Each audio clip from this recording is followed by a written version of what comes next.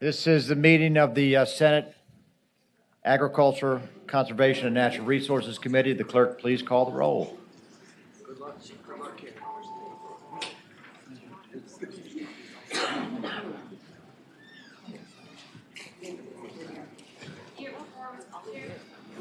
Thank you, Madam Clerk. Okay, welcome everybody. I know we've got a full docket and a full house today.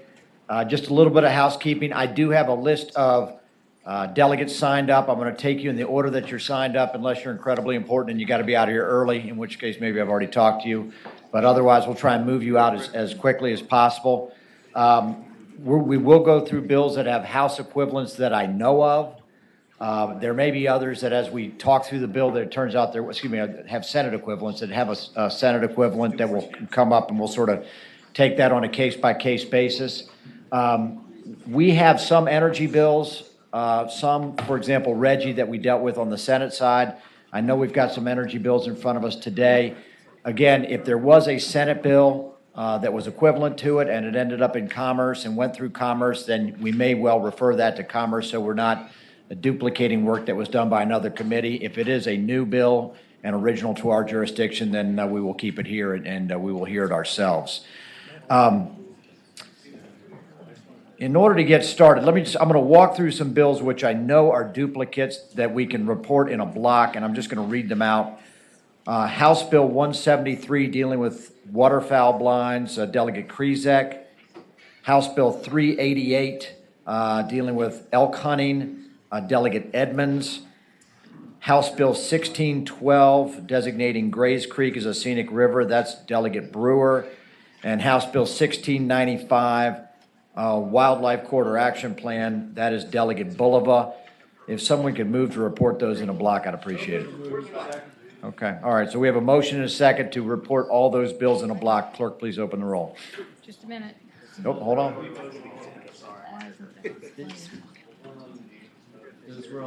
Those were all. I have those unanimously reported. All right, if you want to move, I can't get it to work. you can pull it out on the floor. Well, is that critical? Okay, all right.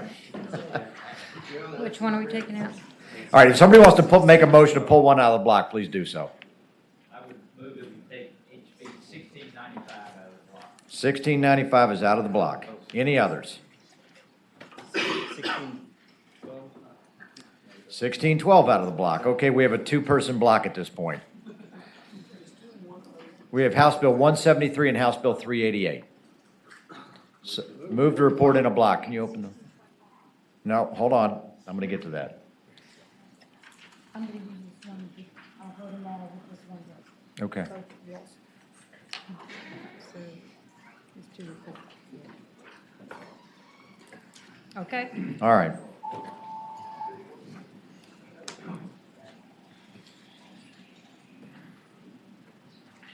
Yeas 13, nays 0.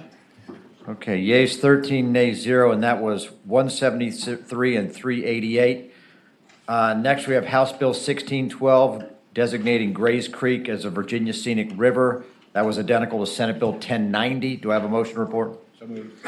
Okay, it's been moved and seconded to report House Bill 1612. Clerk, open the roll.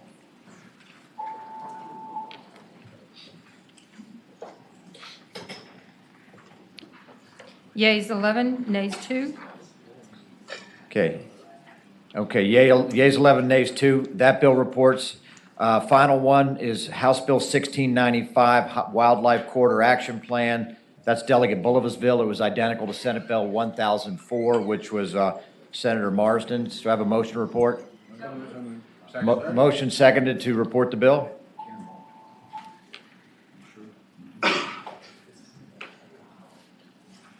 Yeas 9, nays 4.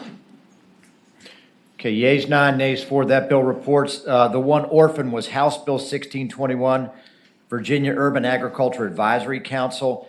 That was identical to my bill, Senate Bill 854.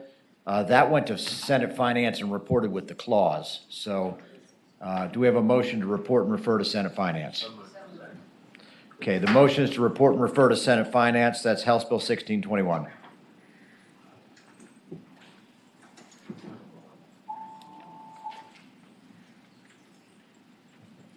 Yeas 12, nays 0.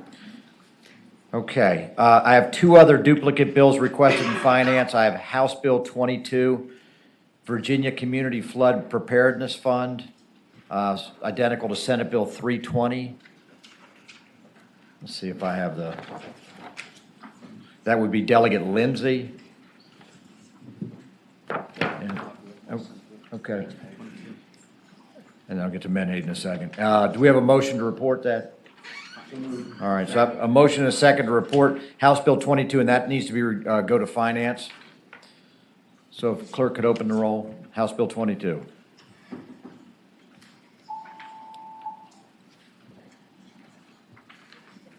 Yeas 13, nays 0. Okay, yeas 13, nays 0. That's Delegate Lindsay's bill. And then I have House Bill 1448, which is the Menhaden bill. And I guess, is Delegate Plum here? Or Delegate Plum. And I guess my question is, Delegate, is this identical to the Senate bill, which is 791, or where are we on this? Well, I need to ask counsel that. Someone just approached me as I entered the room as to whether or not there was a technical difference in the two. Counsel? Mr. Chair, they are currently not completely identical.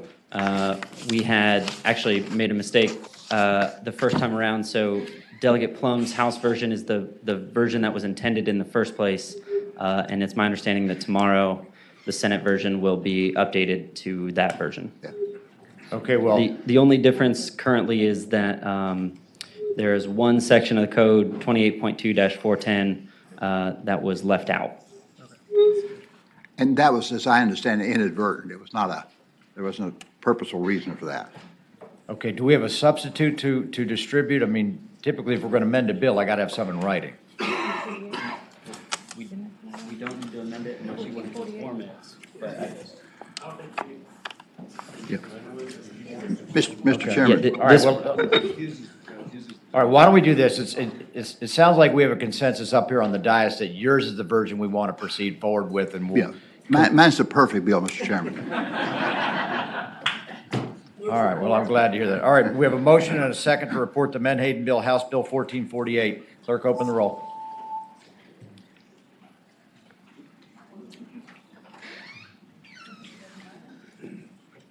Yeas 15, nays 0. Oh, and yeah, I've got that was a report and refer to finance. I'm sorry, they didn't want that in finance. Do we need to revote that? I can take care of it. All right, we'll fix that. Okay. All right, the other, thank you, Delegate. I think we're good. I've got two more whenever you're ready. I'll get you in a second, thanks. The other bill that I had, a duplicate bill that had nay votes, was House Bill 5, Clinch River, which was identical to Senate Bill 478, designating Clinch River as a scenic river. That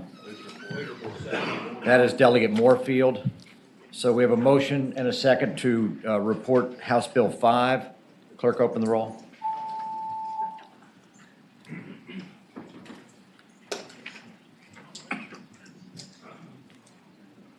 Yeas 13, nays 2. Okay, yeas 13, nays 2.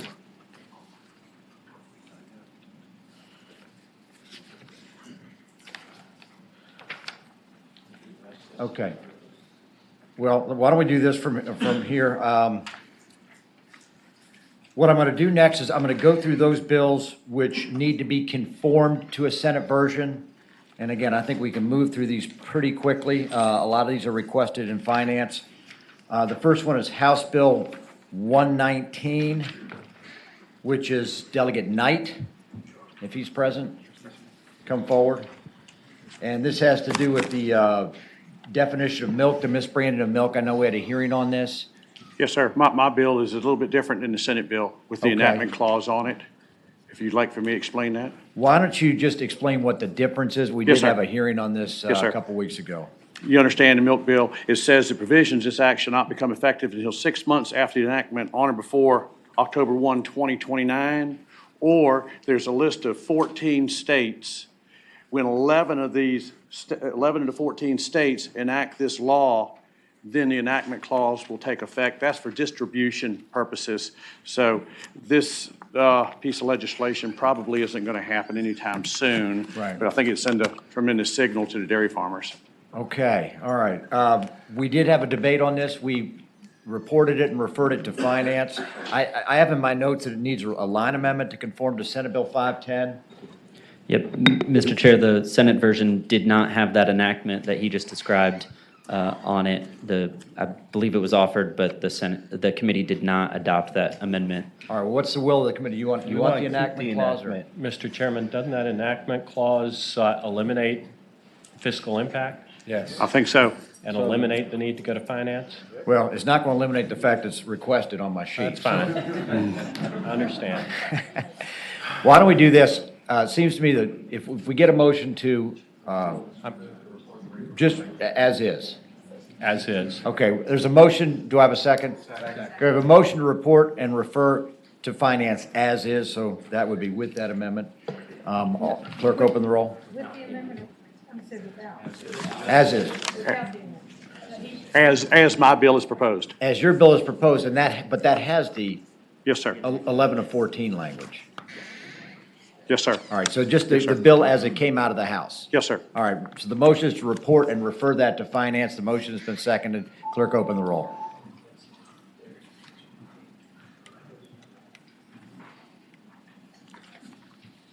Yeas 13, nays 2. Thank you, members. Thank you, Delegate. Next, we have House Bill 282 designating the Maury River as a scenic river. This is Delegate Campbell's bill. And this also requires a line amendment to conform it to Senate Bill 288. Mr. Chair, that line amendment I can read. Okay, why don't you just read it? It's on line 14 after the word from, inserting the phrase its origination at. I believe that's just technical. Okay, do we have a motion? Okay, we have a motion, do I have a second? A motion and a second to add that line amendment to conform it to Senate Bill 288. All in favor of the, I'm sorry, yes, ma'am. Yeah, all in favor of that amendment, say aye. Aye. Okay, opposed, nay. So the amendment is adopted. We now have Senate Bill 288 in front of us. Excuse me, we have House Bill 282 in front of us, conform to Senate Bill 288. Do I have a motion? Okay, I have a motion and a second to report House Bill 282. Clerk, open the roll.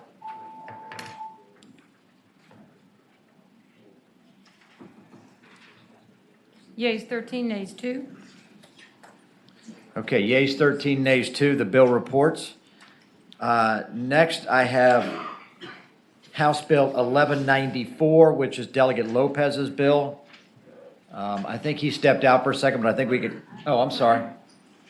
I think we can handle this. This one has been requested in finance, and my notes say we need one line amendment to conform it to Senate Bill 954. Staff, can you report that line amendment? Mr. Chair, that line amendment is just putting the clause on it, which the Senate Finance Committee did. Okay, do I have a motion to put the clause on the bill? We have a motion and a second to put the clause on the bill and send it to okay, a motion and a second to put the clause on the bill. All in favor of that amendment, say aye. Aye. Any opposed, say nay. The amendment is adopted. The bill is now before us, and it is now equivalent to Senate Bill 954. The motion would be to report and refer to finance. So moved. I have a motion and a second to report and refer House Bill 1194 to finance. All in favor, vote aye. Clerk, open the roll.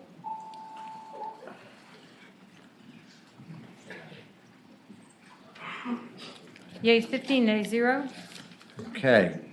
Yeas 15, nays 0. Next, we have House Bill 1422. And Delegate Plum, you're back. Thank you, Mr. Chairman, members of the committee. Thank you for the hard work that Senator Mason and Senator Hanger did on this bill. We in the House conformed our bill to the bill as you passed it in the Senate, but since that time, it's come to our attention that there are certain technical amendments required, and Senator Hanger, I believe, has those. Okay. And we would expect to add those to Senator Hanger's bill when he comes over to the House. Oh. But he needs some amendments today. Now, is this actually Senator Mason's bill? There was a little bit of plagiarism in that, but. Yeah, I get mixed up. It's not really my bill either, you Chairman, I became a part of see. the nutrient management plan. Okay, that's sort of an inside Senate joke. All right. All right. All right, staff, do you have the line amendments to conform Delegate Plum's bill to Senate Bill 704? I do, Mr. Chair, and I believe these are the ones he's referring to. So there are four of them. Okay, On line 58, after the word "in," strike regulations and insert the word guidelines. We would also do that same thing on line 62 at the beginning, striking regulations and inserting guidelines. okay, On line 71, after the word "by," strike the remainder of that line and all of line 72, all the way through the word "other" on line 73, inserting the phrase "a combination of." And then on line 74, after the word "practices," we're going to insert a new clause that says, comma, including the coverage of a sufficient portion of Chesapeake Bay cropland by nutrient management plans or the installation of a sufficient number of livestock stream exclusion practices. okay. Senator Hanger. Thank you. I would like to move those amendments, and I'd like to speak to them. Yes, please. Okay, thank you, Mr. Chairman, members of the committee.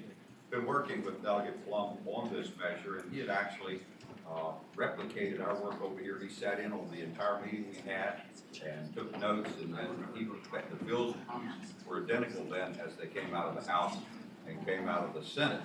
The administration and some of the stakeholders on one side of the issue requested that we address some additional amendments, and that the first two amendments address that in that it makes sense to have it be guidelines rather than regulations so that it can be cranked out in a much more timely manner.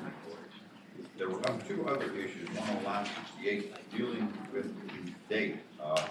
The word I was getting from the administration, they wanted us to tweak that a bit to make certain of what we were saying there.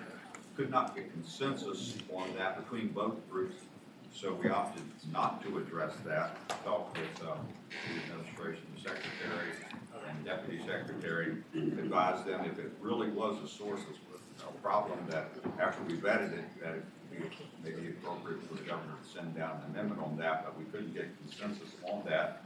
The other issue there is that on lines, or amendment number 3 and 4, addresses an issue that arose from a wording on line 73 of the original language where it says "or." After practices it says "or." Someone to leave it "or," someone to change that to "and." I couldn't figure out what the difference would be, so we redrew that line so we provide more clarity. Okay. And so that's what it does. So you have made a motion to adopt the line amendments that have been reported by staff. Is that to take them in a block? That's correct. Okay, do I have a second for that? Second. All right, so it's been moved and seconded to adopt the line amendments, which would then conform Senate Bill 918. Let me ask one question. Has Senate Bill 918 already been through No, sir. the House We'll committee? take it up this week, and we expect to take up these same amendments at that time. Okay, so when we say we're conforming a future version. Correct. Fair enough, okay. All right, we have a motion, a second to adopt the line amendments. All in favor say aye. Aye. Any opposed?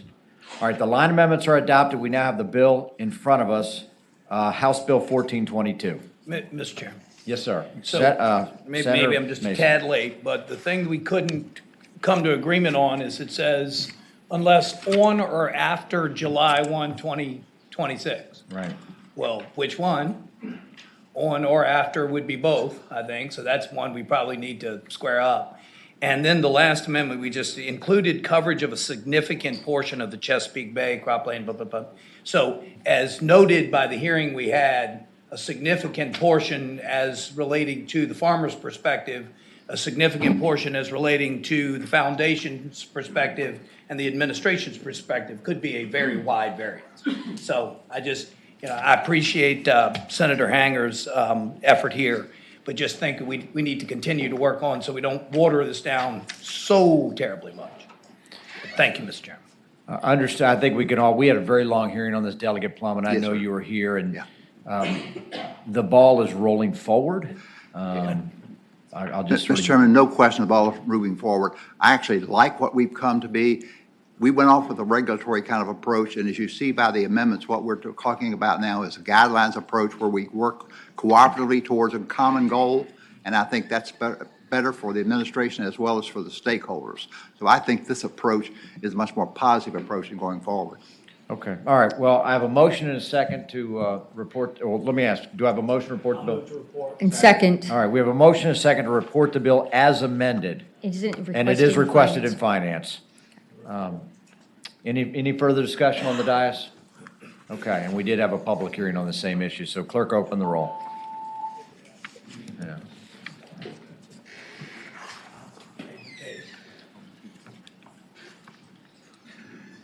yeas 15, nays 0. Okay, yeas 15, nays 0. That bill is reported and referred to finance. And by the way, for the audience, we had public hearing on all these topics, so we're not going to redo it, and that's how we're kind of skipping along here. Thank you. All right. I have two other House bills which we had Senate equivalents. House Bill 1430 was industrial hemp, but I think I got a note from Delegate Goditis to take that by for a week. Oh, here she is. Mr. Chairman. Wendy, do you want to take it by for a week, or? That would be great. Thank you, Mr. Chairman. Done, okay. And then House Bill 981, is Delegate Herring here? There she is. Yes, ma'am. Yes, Mr. Chair. This bill is the Reggie bill, I believe similar to Senator Lewis's bill.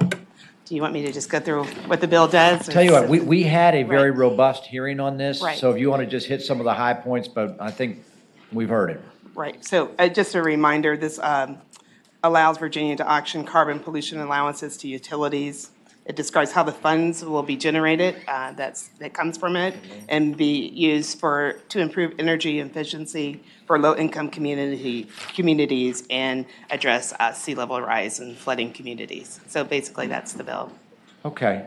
We had about an hour-long hearing on this. I don't necessarily need more witnesses. I guess the question is, from the committee, do we want to conform this to Senate Bill 320, which was Senator Lewis's bill? Okay, do I have a motion to conform the bill? All right, so it's moved and seconded that the bill be conformed to Senate Bill 320.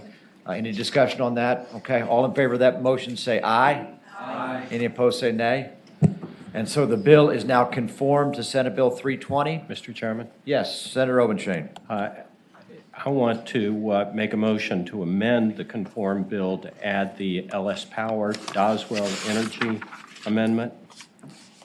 Okay, that's. Second. Okay, we have a motion and a second to add, but I need to get something concrete. I mean, what, do you have something you can, I think. something in writing? Yeah. All right. As All right, we have a motion and a second on an amendment. Let's have that distributed.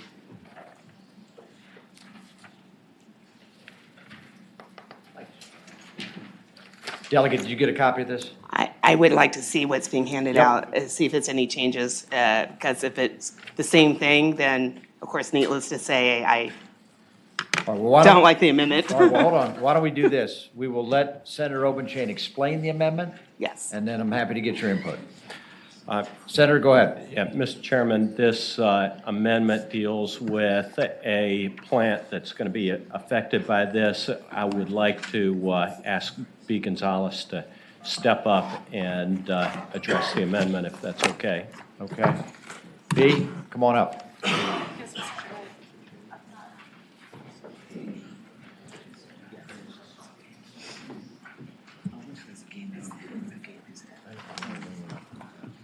Thank you, Mr. Chairman, members of the committee. B. Gonzalez with LS Power.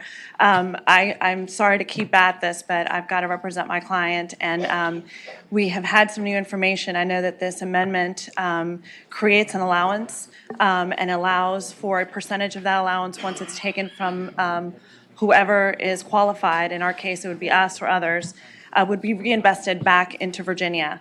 A lot was said about our client on the floor of the Senate and in other committees, and I want to bring your attention to an email from DEQ that I've distributed to you all, showing the timeline that this client, because a lot was made about our contracts not being signed with the expectation of Reggie, and the first DEQ work group on Reggie was not was not even convened until August of 2017.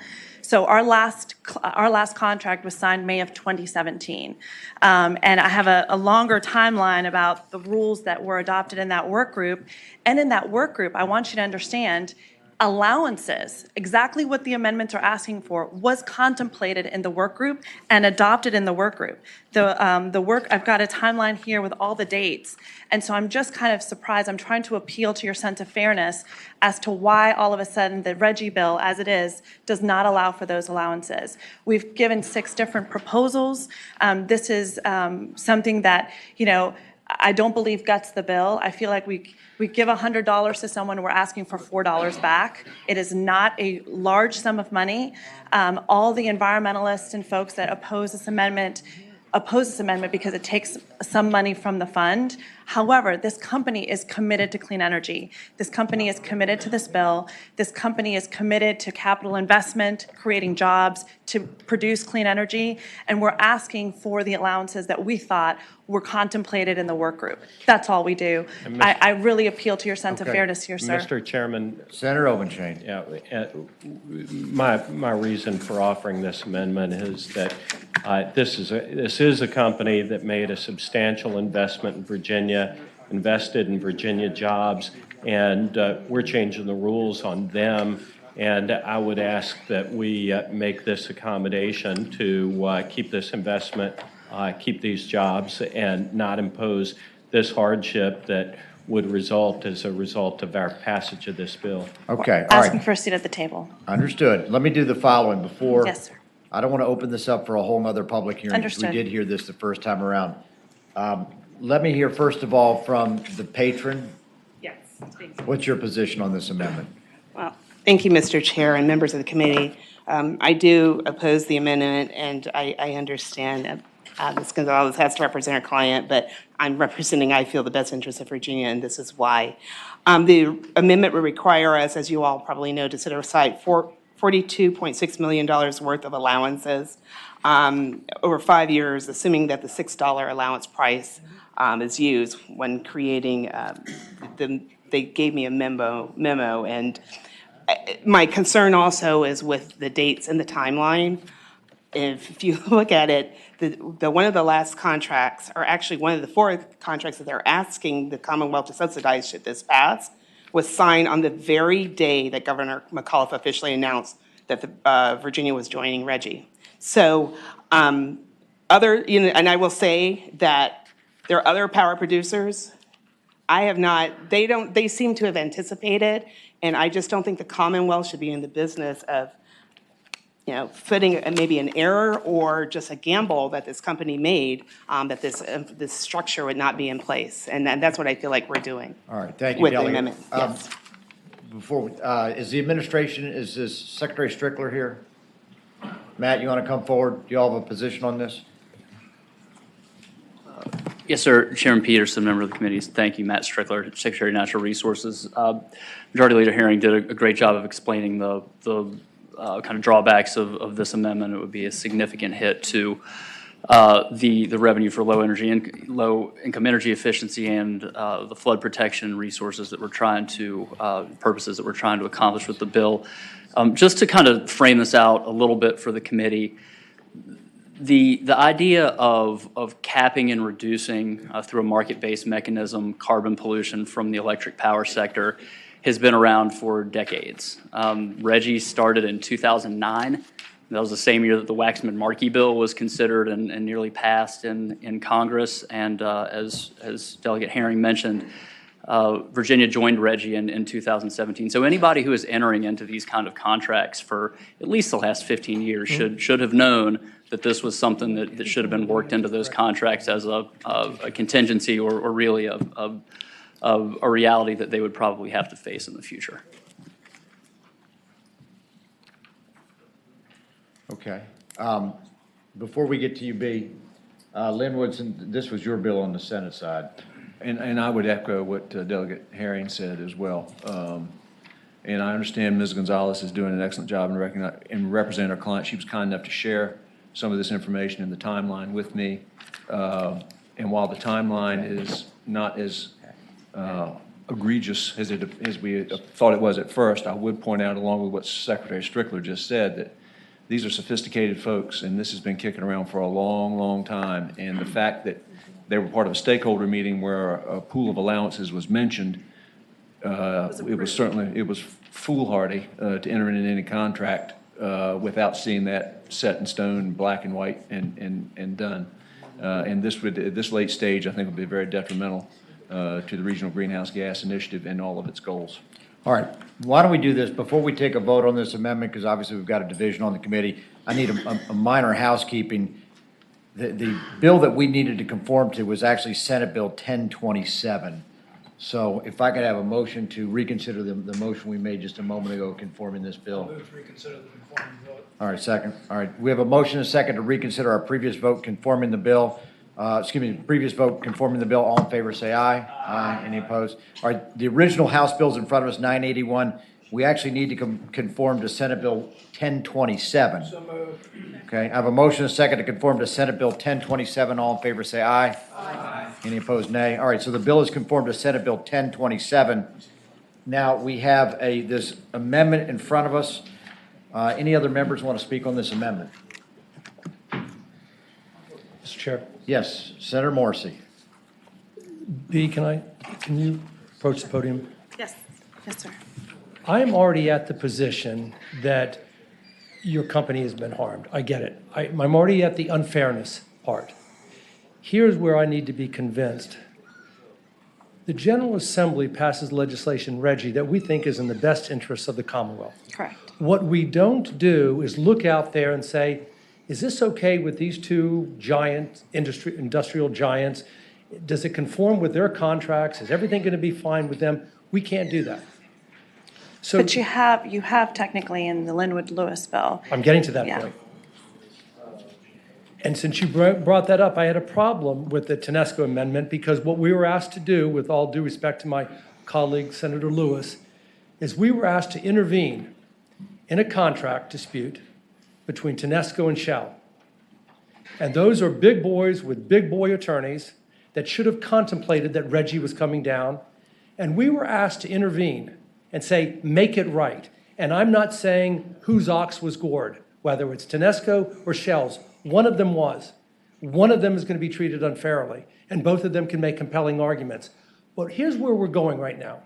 We are now, the General Assembly is being asked to correct defalcations in contracts, to correct unfairness, to look out into the future. We can't be doing that, and I feel sorry. I know you made a compelling argument for your client, but I wasn't supportive of the Tedesco amendment either.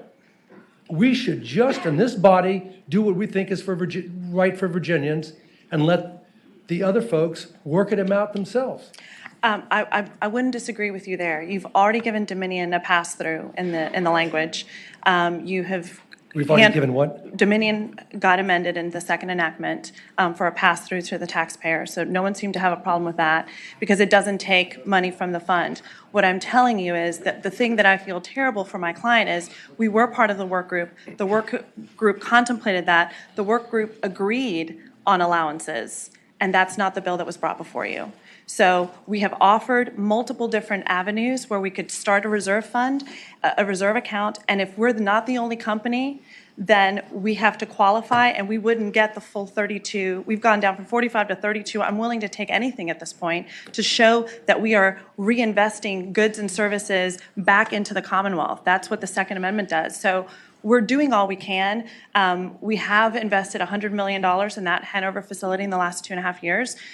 So again, I don't think this bill, my amendment guts the bill. I think it holds us a little harmless. It doesn't hold us completely fully accountable. We would have asked for more, but we're trying to find commonality here. And I think because we were part of this work group and because that was adopted by the work group, it seems odd to me that that's not the bill that was brought before you. All so right. That's all. Thank Thank you. you. Thank you for your time. Mr. Chair, briefly?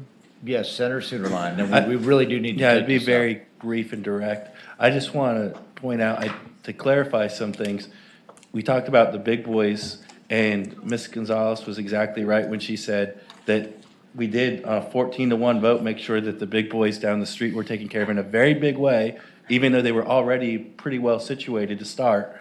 And it was 14-1. I want to correct Ms. Gonzalez on that. Thank you. All right. Wonder who that one was. Okay.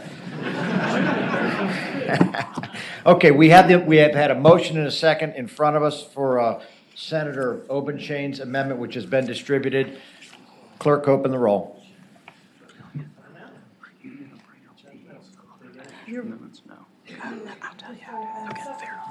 No, hold on, no, the amendment. Okay, strike the roll, strike the roll. Okay, I have to do another. Strike the roll.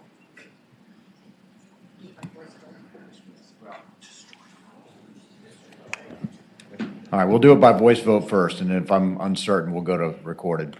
All right, all in favor of the Obenshain amendment, say aye. Aye. Opposed, no. No. All right, I'm uncertain.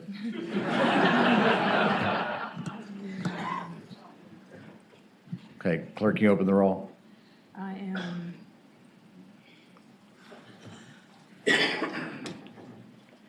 It's not a motion that I have right here, that's the problem. Do you need it? Adopt amendment.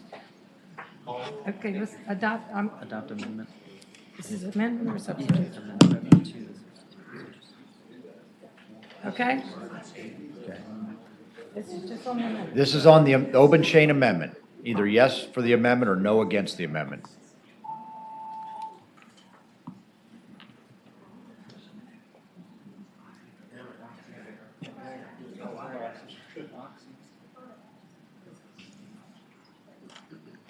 Yeas 9, nays 6. Okay, so the amendment is adopted 9-6. All right, we now have the bill as amended before the committee. Do I have a motion on the underlying bill? Okay, move to report and re-refer to finance. Okay, all in favor of that motion say aye, or cast your vote aye. No, don't vote no, but. No, we got him. Okay. Let me make sure we're all on the same. The bill has been amended with the Obenshain amendment. Okay. Thank you, Senator Obenshain. Per Mr. Jefferson's rules, right. of course, Obenshain will now vote for the bill. Yes, All yeah, all right. All right, being the constitutionalist that he is. Mr. Chairman? Yes, Senator Morrissey. To put things in proper perspective, we've already conformed Delegate Herring's bill to Senator Lewis's bill, correct? Right, and then we added. Now we've added the amendment to it, correct? Right. Okay. And, all right, And this is a vote to report and refer to Senate Finance. And we'll take it up there.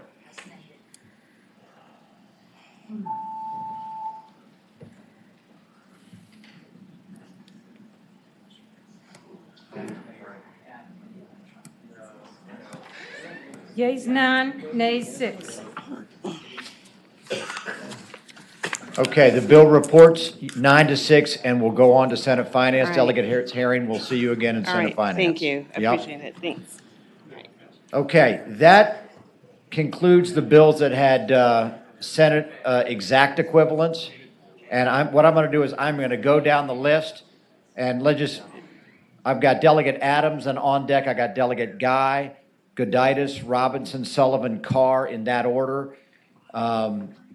Actually, let me get to Dawn first, since she's up there, and then I'm going to do a quick diversion on that. Go ahead, Delegate Adams. Thank you, Mr. Chairman.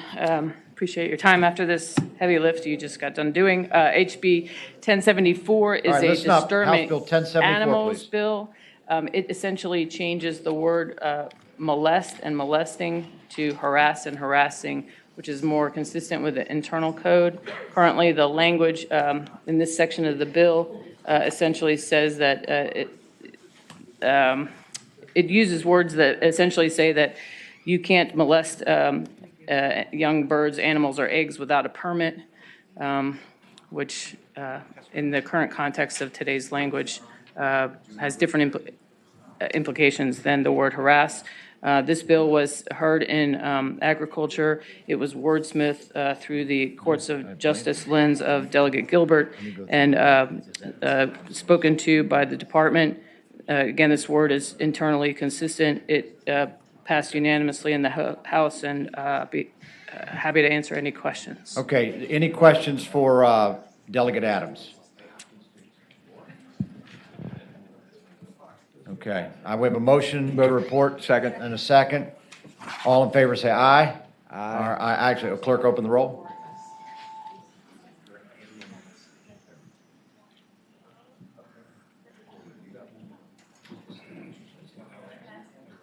Who's got it?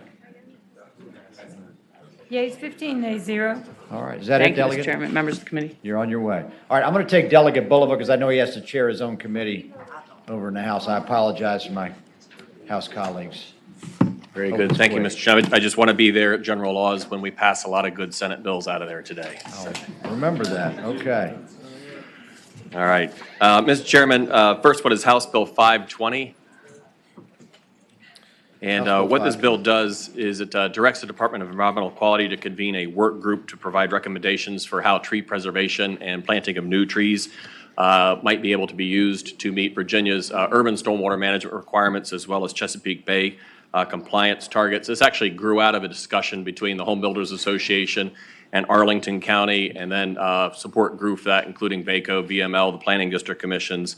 The issue is twofold. So a lot of our urban and suburban localities are really struggling to be able to preserve and increase tree canopy.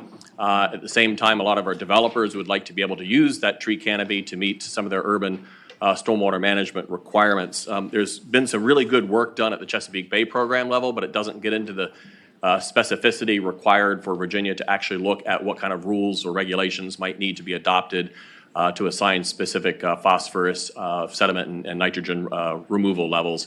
This would bring those experts together so that DEQ can go ahead and consider those and consider any changes to our stormwater management clearinghouse. Okay, any questions for Delegate Bulova? Senator Favola. Thank you. Delegate Bulova, would you be adverse to having this report also sent to the chairs of the respective committees in the House and the Senate and leadership of the General Assembly? Mr. Chairman, I wouldn't be adverse to that whatsoever. Okay, Although I can promise that we could do that without an amendment, but if you'd like to amend it, I'm happy to do that. I think I would go, just for clarity's sake, I would like an amendment to that effect. Where would you make the amendment, Barbara? Probably in section 4, where it talks about they're going to publish their report on the website containing the findings of the stakeholder advisory group by November 1, 2020. I would make I would put a final sentence in on line 23. Yep. And what would the sentence read? The report shall also be distributed to the chairs of the House Agricultural Committee and the Senate Agriculture and Natural Resources Committee. Okay, we have is that a motion? Yes. Okay. If staff has better wording, I'm amenable to that. All right, we've had a motion proposed by Senator Favola. We have a second from Senator Marsden. All in favor of the motion to add that line amendment, say aye. Aye. Any opposed? All right, the line amendment is added. Very good. Okay. We did not have this bill before. Let me ask you, did anyone here to speak in support of the bill? Mr. Chairman. Okay, we have a question over here. Excuse me, Senator sir. Mason. Delegate Bulova, did you talk to anyone from Hampton about this topic? We had a bill that was similar to this for the city of Hampton. So Mr. Chairman, yeah, the city of Hampton would have actually given would have given them more power to be able to designate tree stands that could potentially actually result in a taking. This relates more to meeting stormwater management regulations and through the development process. Good. Thank you, Mr. Chairman. Yep. Thank you, sir. Okay. Delegate Bulova, you have anyone here to speak in support? Don't have anybody specific. That's all right. I think I listed off those folks who were Thousands. in favor of it. All right. Anybody in opposition to this bill? Mr. Chairman? Yes, ma'am. I move that we report the bill as amended. All right. The motion's been made to report the bill as amended. Second. Clerk, open the roll.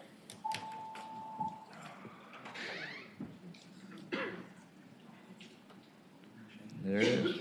Yeas 13, nays 2. Yeas 13, noes 2. Yes, sir. Do you have another one? I do. This would be House Bill 882, and I believe we have a substitute to distribute.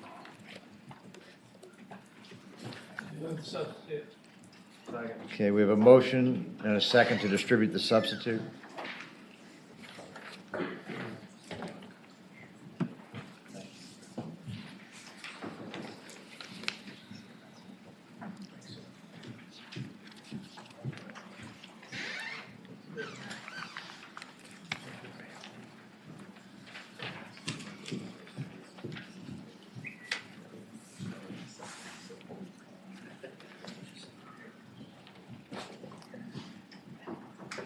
Okay, Delegate, you want to explain the substitute? Yeah, let me go ahead and explain the bill, and I'll tell you what the substitute does, and it really only addresses the enactment clauses 2 and 3 at the end. And so what the purpose of this bill is to make sure that the stormwater management devices that are installed to meet either the stormwater management regulations or Chesapeake Bay compliance targets actually achieve their stated nutrient and sediment reductions. So really quickly, there's two types of stormwater management facilities. There's non-proprietary facilities, and so those are your generic wet ponds, dry ponds, infiltration trenches, things where there's lots of engineering and lots of experience with them, and so we know what kind of reductions that those are going to get. The other type are your non-proprietary ones, and so those are your manufactured treatment devices, and these are actually entrepreneurs that will design these things. They'll shop them around. And they often are installed in high-density areas like parking lots. And so the problem is that unlike the non-proprietary facilities, there may or may not actually be good scientific, technical data behind these manufactured treatment devices to go ahead and show that they actually make these reductions. And so that causes two problems. So one, it's unfair to the businesses that actually go through these certification standards to ensure that their facilities work. The bigger problem, quite frankly, is that if they don't achieve those reductions that they say that we're getting, ultimately that means that Virginia's taxpayers are going to have to make up the difference sooner or later. And so all the bill really does is say that when DEQ approves these things for our BMP clearinghouse, that they have to be certified through one of the protocols that are recognized at the state and national level. The substitute, the original version said, hey, anything that was approved before July 1, 2020. All right, let me just stop you. Yes, Is sir. anyone opposed to this? Nobody's opposed. Okay, all right. You have a motion. All right, I have a Second. motion and a second. All right. All in favor of this bill, say aye. All right, clerk, open the roll, I'm sorry.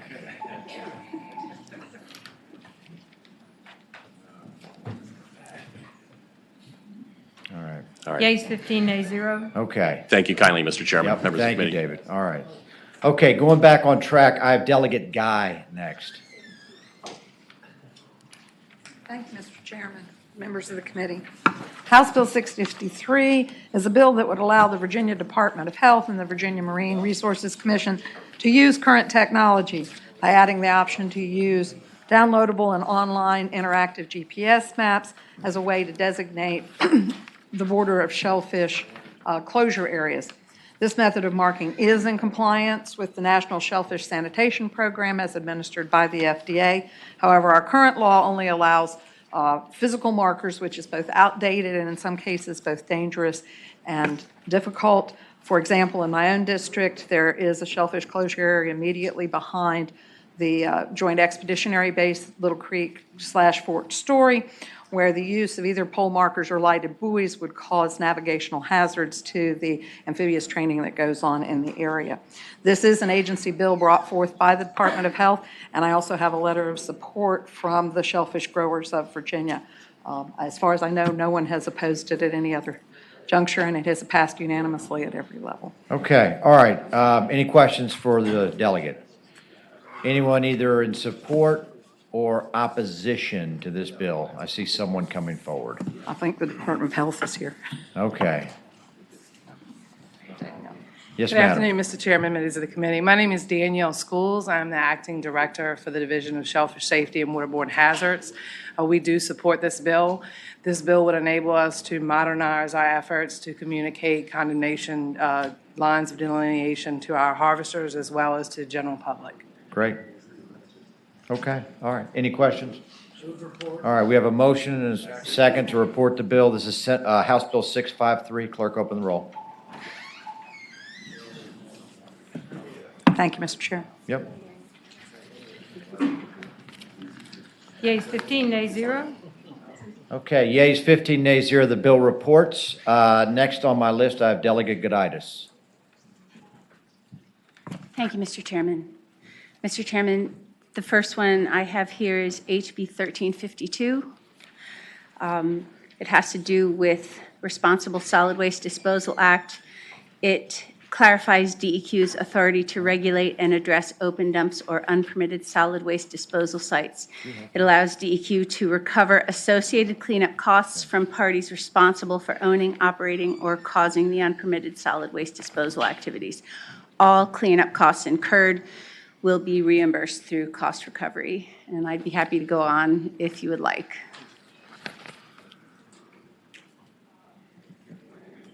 Okay, all right, so it has to do with solid waste disposal. All right, any questions for the delegate on this bill? Yes, Senator Stewart. Thank you. Delegates, is this something that may happen on somebody's private property or something where they've created a dump without permission, or is that what you're addressing here? I think it can happen. I don't think it tends to be the tiny little old-fashioned dumps that we find in the woods so often behind a farm. But if a person on a private property has created a local environmental hazard, then I think it could apply to that property. Okay. Is there anyone that speaks in support of this bill? I see someone walking forward.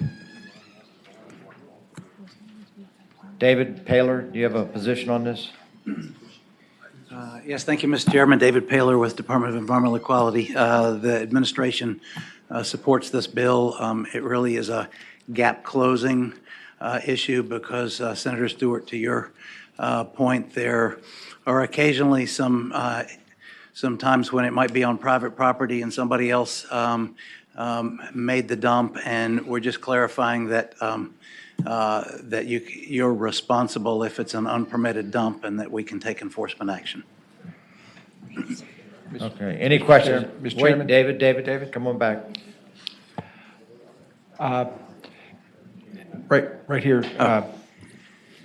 David, suppose somebody purchases a farm property and somebody's operated kind of an illegal dump there for years and years. Would you be responsible for it if you purchased it and? Yeah, he's given me the answer I was going to give you, which is, Mr. Chairman, Senator Marsden, no, you would not be responsible if that's the way you acquired the property. Thank you. Okay, question from Senator Morrissey. David Marsden asked my question. Okay. Asked my question. All right. So those are any other supporters? Opposition to the bill? Okay, any other questions for the delegate on House Bill 1352? And we refer to finance? I have a finance note here. Does this have to go to finance? I don't have a note. Okay, good. All right. I just have a, Must be acted on. says it's a revenue bill. Mr. Okay, Chairman, great. Senator Obenshain. I'm sorry, I'm just now starting to focus on this. David, so the question that Senator Marsden asked was, the way that it was phrased was, if you acquired a property and the prior owner had been dumping on it, and that's how you acquired it, you wouldn't be required to clean it up. That question, I think, presupposed there being some evidence that it was the prior owner who dumped on it. If I'm reading this correctly, what this says is the mere presence of dump material on your property is prima facie evidence that you did it and that you're responsible for cleaning it up. Doesn't this kind of shift the burden of proof to the property owner and say it's your problem unless you can prove that it was there before you bought the property? Am I reading this wrong? Mr. Chairman, I'm going to, if I may, I'm going to phone a friend who knows some of the nuances. We have some of friends. This is, I do have some friends. This is Justin Williams. Yeah, Justin. Good afternoon, Mr. Chairman, and thank you for the question.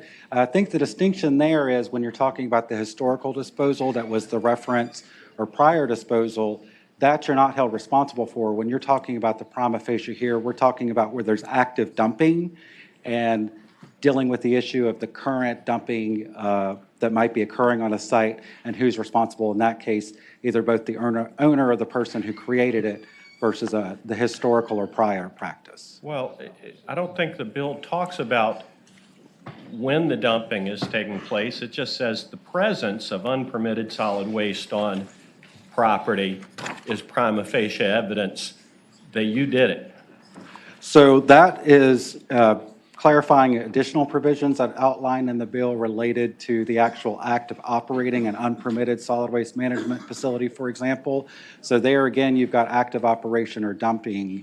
What this is doing is clarifying that when you've got that operation, the prima facie case regarding that you authorize that disposal activity to occur on your property versus if you're dealing with the historical site, which we do run into, and typically those sites are addressed through our voluntary remediation program, because if it was a historical site where there was dumping, then that's addressed through that provision because it wouldn't apply for requiring cleanup of the past activity. Okay. All right, Senator Morrissey. Would you look at lines 279, please? 279 through 281. And I'm going to give you a real-life example.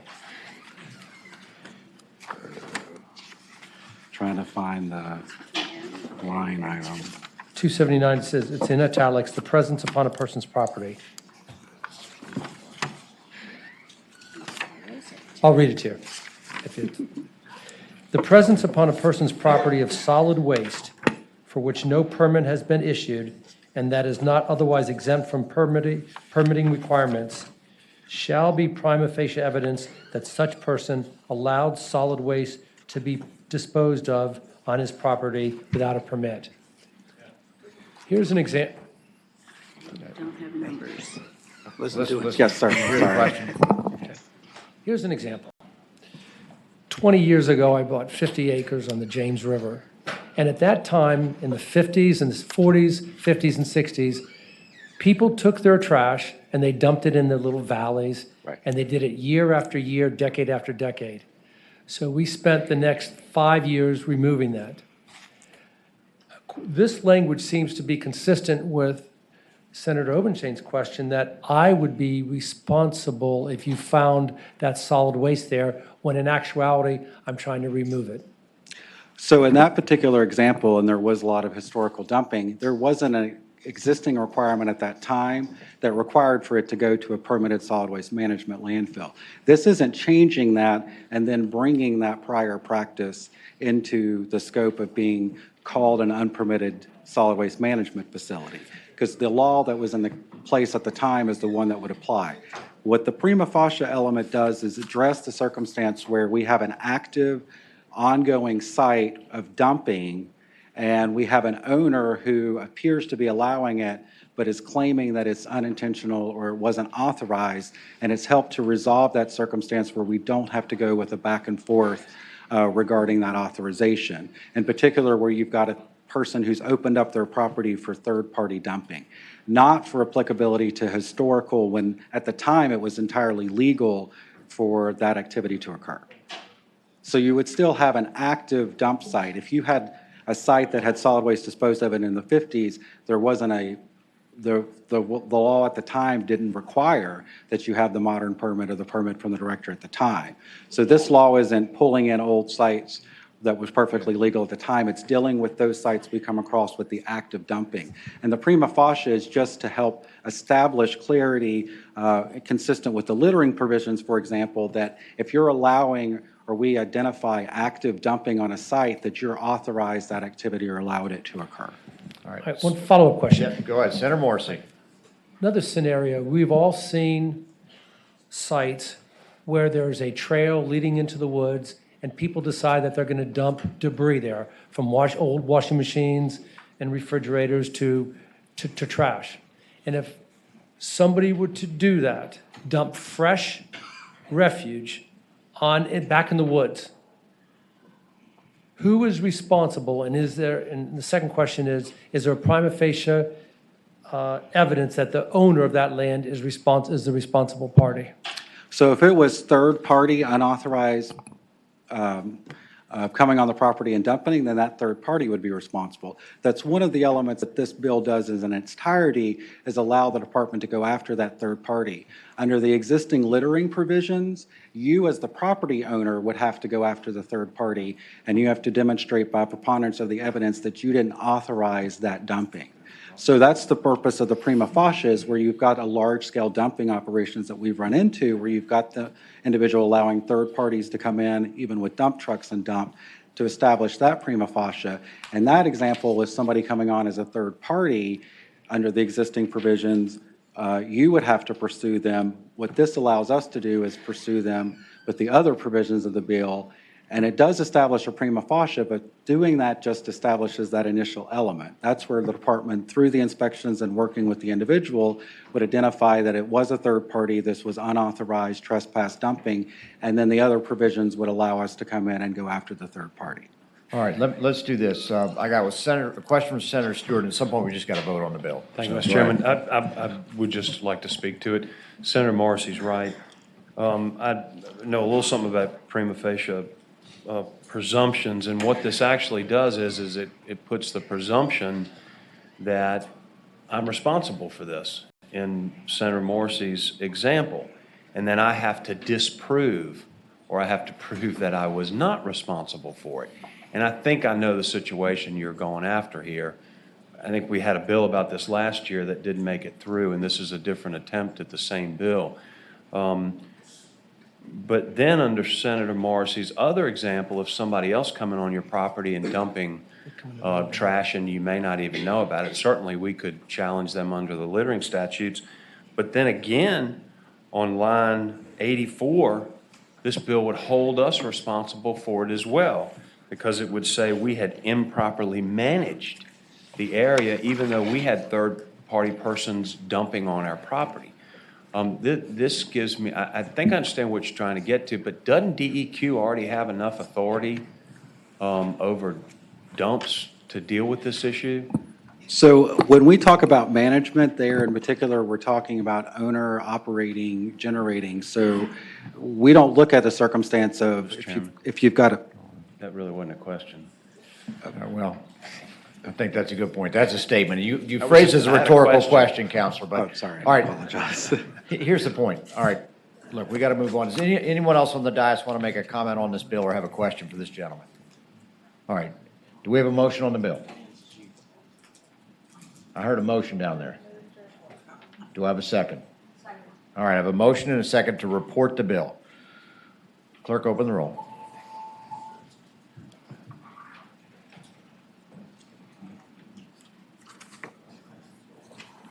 Yeas 8, nays 7. Okay, yeas 8, nays 7. Landslide. Okay. Thank you, Delegate. Thank you, Mr. Chairman. Mr. Chairman, the next bill is HB 1353. It has to do with VDAX inspections. So right now, Virginia Code references an outdated section of the FDC Act. So VDAX's state inspection programs are out of whack with the FDC. So this just updates, let's see. I lost the line. Okay. It looks like you're just updating code references Just here. updating code. Okay, is there any questions for Delegate Goditis? Okay, move, well, let me ask, any opposition to the bill? Okay, we have a motion and a second to report the bill. Clerk, open the roll.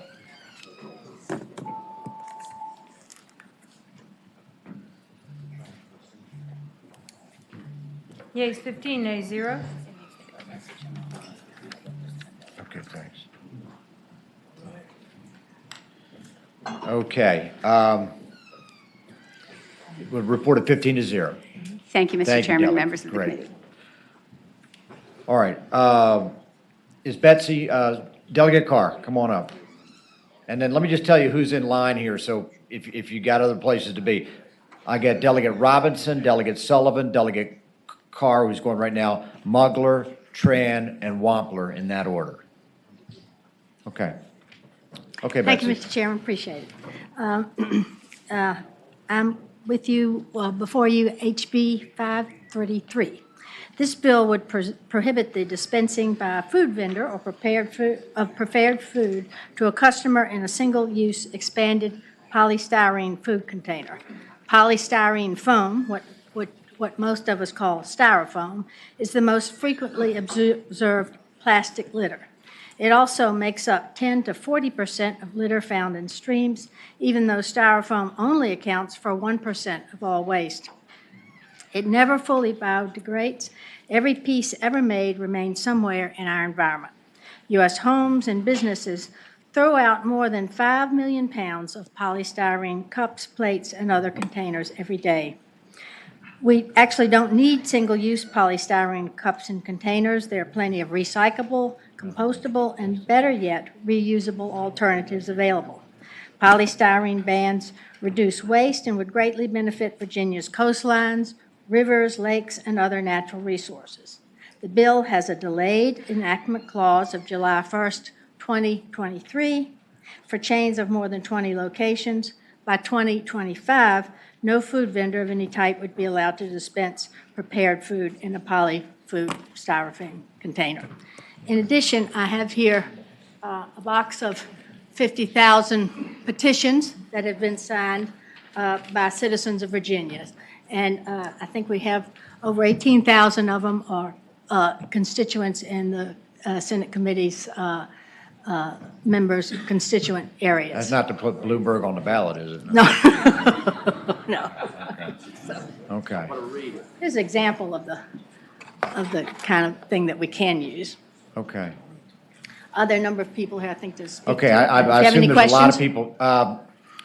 Do we have people in support of this bill? People here to testify in support of the bill? Can I just ask the patron a Question, question or two? Senator Yes, sir. Obenshain. A couple of questions. Number one, so does this involve banning coffee cups made of styrofoam?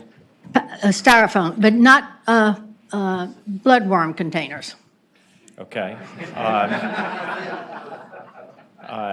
Presumably, that's not a food item. Hopefully. And how about like the trays under hamburger or steaks at the grocery store? Under steaks, it's unprepared food container, so that would be. It would ban okay. those too? No, not the unprepared ones. Unprepared food. Okay. But fried chicken, it would. If the chicken's been cooked and in a styrofoam. Okay. But there are, a number of disposable, there's a number of recyclable containers that are available, plant-based things. All right, thank you. Okay. Thank you. All right, come on forward, and I'm not going to do a clock at this point but try not to be overly verbose. Thank you. Thank you, Mr. Chairman. My name is Ellie Bamer. I'm with Environment Virginia.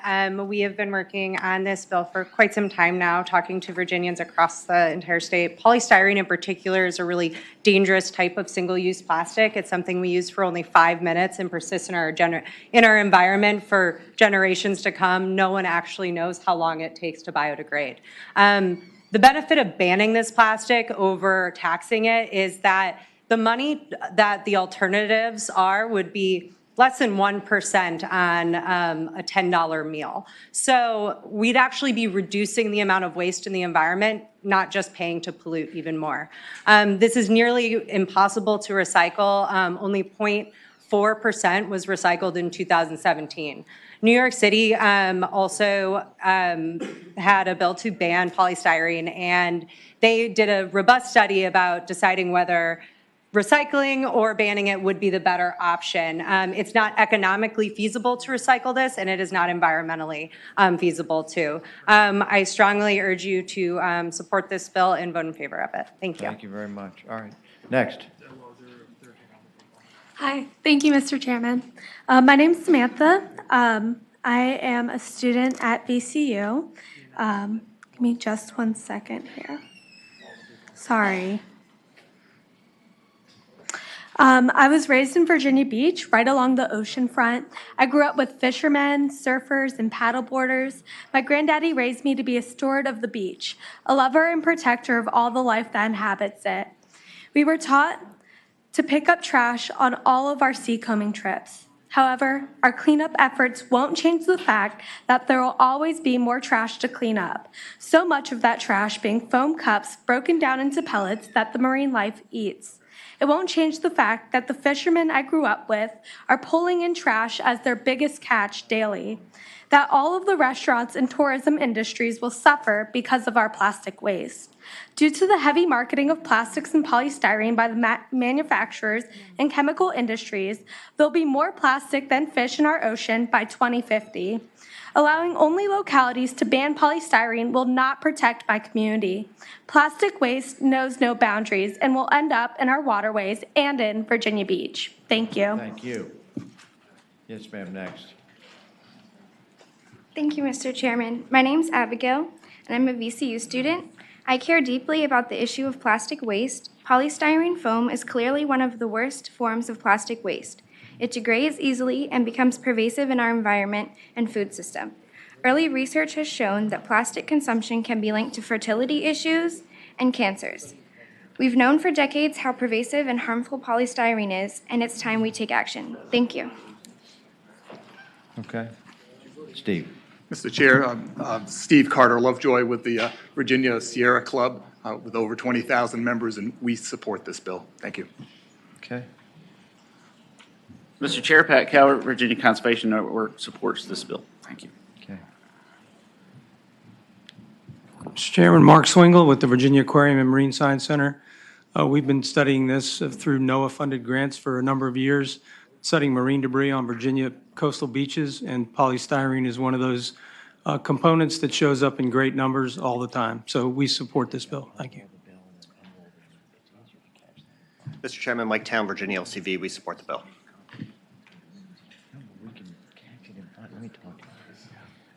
Hi, my name is Sophia Nizami. I'm a resident here in Senate District 10. I worked with Environment Virginia for about a year campaigning on this bill. I've spoken with thousands of community members all across the state, and overwhelmingly we found that we're ready to pass this bill. It's time we put our wildlife over waste. There's no point in having something we use for 5 minutes to last our environment forever as the way polystyrene does. It's one of the most harmful types of plastic pollution, and it's time we put a ban on it. Thank you. Thank you very much. Okay. Opponents to the bill. Afternoon, Mr. Chairman, members of the committee. I'm Mike Carlin, representing the American Chemistry Council, Virginia Manufacturers Association. We oppose this bill. This is really a policy choice between banning a product and recycling and attracting the industries that will recycle this product. The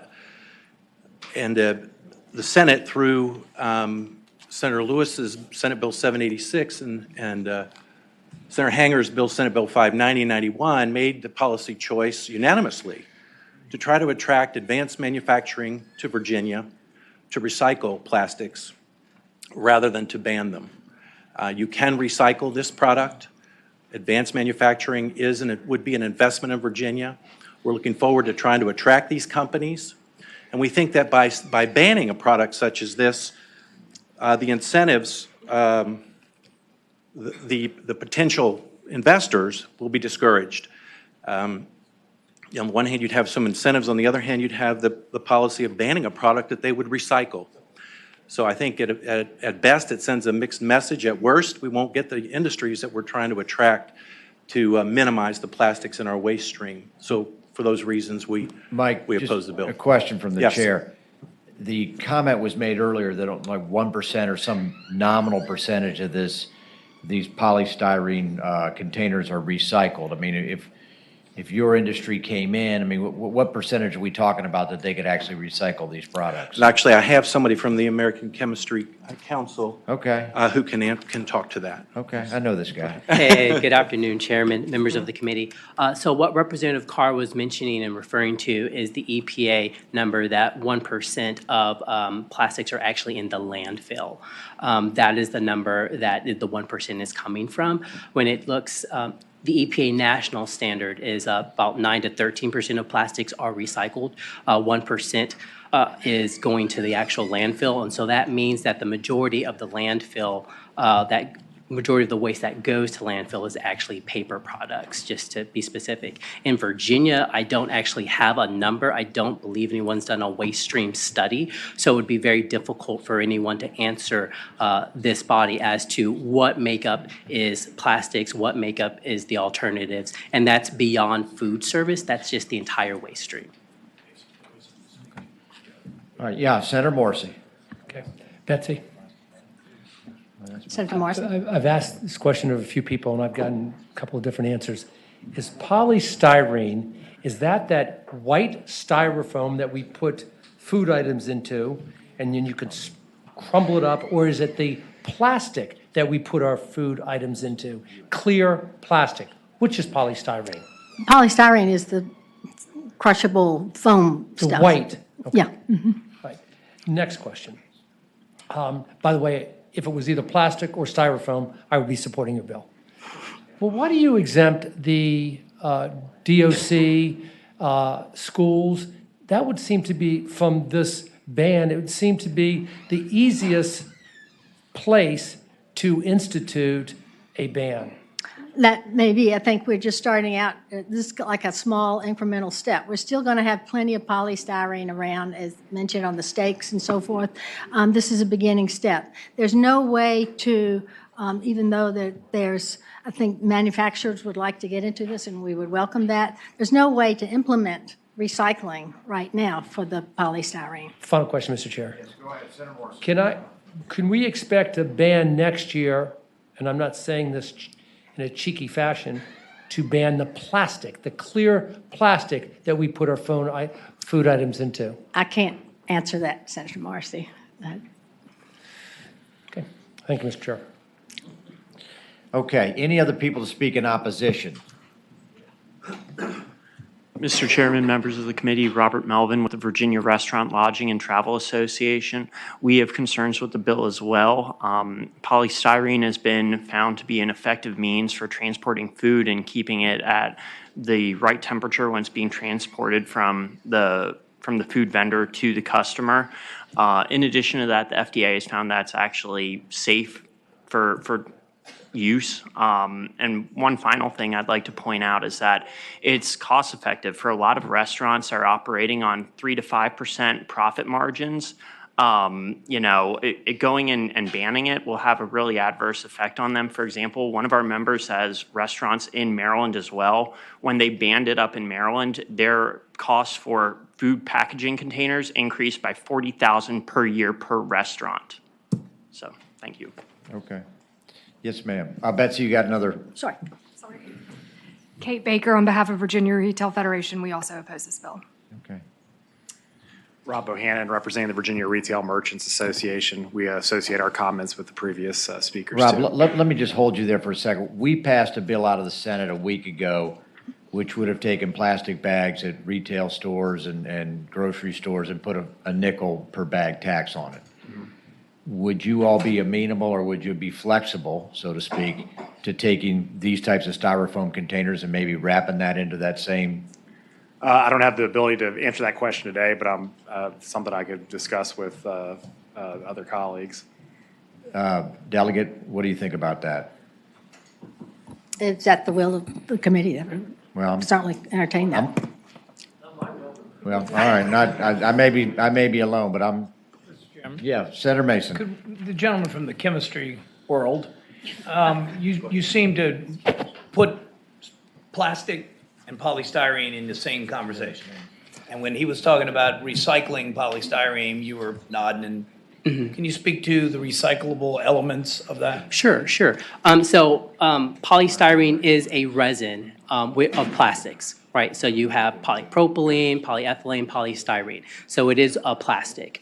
Polystyrene specifically is 95% air. And so that is why you have a lot of restaurateurs and packaging companies who are very interested in utilizing it for its purpose. When it comes to recycling, there are typically two ways to recycle. First is the mechanical recycling, which a lot of you know today. In Virginia, you have a material recovery facility which will collect waste, it will sort it, and then it'll ship it off to be cleaned, chopped up, and then redistributed into the supply stream. When it comes to polystyrene, because it's so light, which is that attribute that we really appreciate, and it uses less material to do more things, because it's so light, it easily rolls off and gets into the waste stream, right? It goes off and it gets across the into the marine environment. We at the American Chemistry Council, we 100% agree with everyone here, including Representative Carr, that plastics and all litter should not be in the waste stream. However, with the second type of recycling called advanced recycling, that will no longer be an issue. To Senator Morrissey's point, actually, it's very possible. Illinois passed legislation that this Senate is looking into and that you all passed and is in the House, SB 590, 591. Illinois passed incentives for these types of industries. And Ineo Styrolutions, which is a polystyrene manufacturer, is now building a 150-ton-a-day polystyrene recycling plant in Shanahan, Illinois. As my colleague pointed out to you earlier, if the Senate and this body decides to vote down this bill and implement some incentives for these types of companies that are interested in having this waste stream as an end market, there's real advantages for the Commonwealth here. Okay. Did that answer your question, Senator? All right. Joe, you got a question or a Yeah, comment? I got a comment. First of all, Senator Hashmi has been doing some research over here. Let's be clear. Polystyrene includes that clear plastic. The expanded polystyrene is what you seem to be, it was what the bill addresses, and that's the styrofoam. Point number one. Point number two, I think, that's not mine. Anybody that believes that you go out to a food vendor or a truck or catering truck and put your food items in it, in that expanded polystyrene, we know exactly where it goes. It goes into the trash. It's not recycled. Anybody that suggests that a large percentage of that is being recycled, I think, is being foolish. I say that respectfully. And the third thing is, in all due deference, the comment was made earlier that it's a choice between banning and recycling. It's not. Let me be clear. It's a choice between cost. It is so much cheaper to prepare plastic bags and styrene and expanded styrene than paper.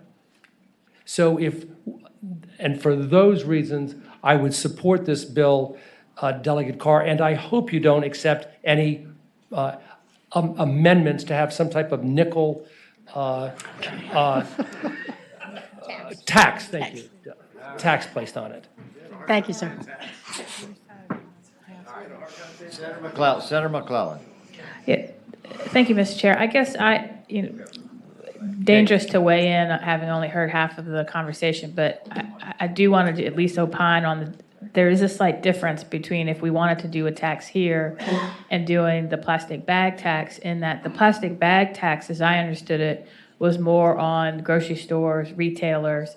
This would be on restaurants and food truck vendors who tend to be sort of smaller retail folks. And I guess the first question I would have is, who's going to pay that tax? Is it going to be, the bag tax, as I understood, would be passed through to the retail customers? That's a little easier to do with a lot of the bigger retail stores, but not for, smaller restaurants and food truck vendors. And so I think as a public policy matter, it might be a lot easier to do a bag tax than a tax on these items.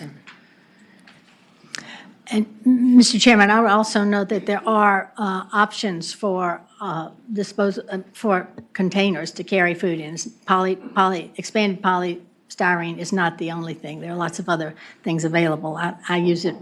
I go to Elwood Thompson, and they use that every day. All right, I think Senator McClellan makes a good point. This is not one that you could just pass on as easily doing a nickel per item. All right, well, listen, we've heard from both sides. Can I make Yes, Mr. Carlin. Just a comment on the existing recycling infrastructure. Really was made for paper and metals.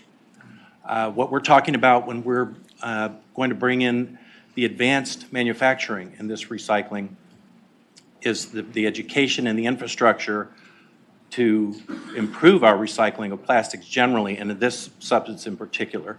So when you talk about the fact that polystyrene is not successfully recycled now, it's because our recycling systems and infrastructure were never built to recycle it. What the incentives would do that passed the Senate unanimously would begin to put that into place. Just wanted to clarify that. Okay. And I might add, it would begin to put it in place. It's not putting it into place immediately, and there's no way to implement this immediately. While at the same time, we'd Stan. Yes, ma'am. Delegate, don't mind him.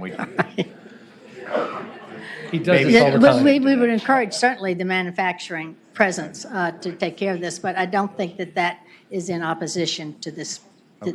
One thing, and I'll just note myself, the bill doesn't really take effect till July 1, 2025. That's right. So we're talking about, we're in 2020, so we're talking 5 Some of it takes, for vendors of 20, I think 20 groups who have 20 shops or more, it'd be 23. So that's in a couple of Right, years. so if it's a It's a little while. major franchise, then it'd be 2023, otherwise 2025. Okay. All right, and you're gonna get I'm gonna give her, you can use a word, but she's gonna get the rebuttal. Yes, sir. That's perfectly fine.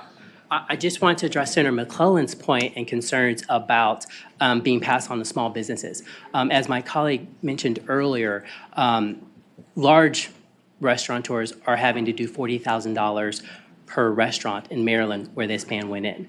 So that would be an even larger hit to small businesses if you ban this. So because the alternatives are 2 to 4 times more expensive for a food truck, that's going to hurt their bottom line even more. And to be clear, are there alternatives to polystyrene foam? The answer is yes.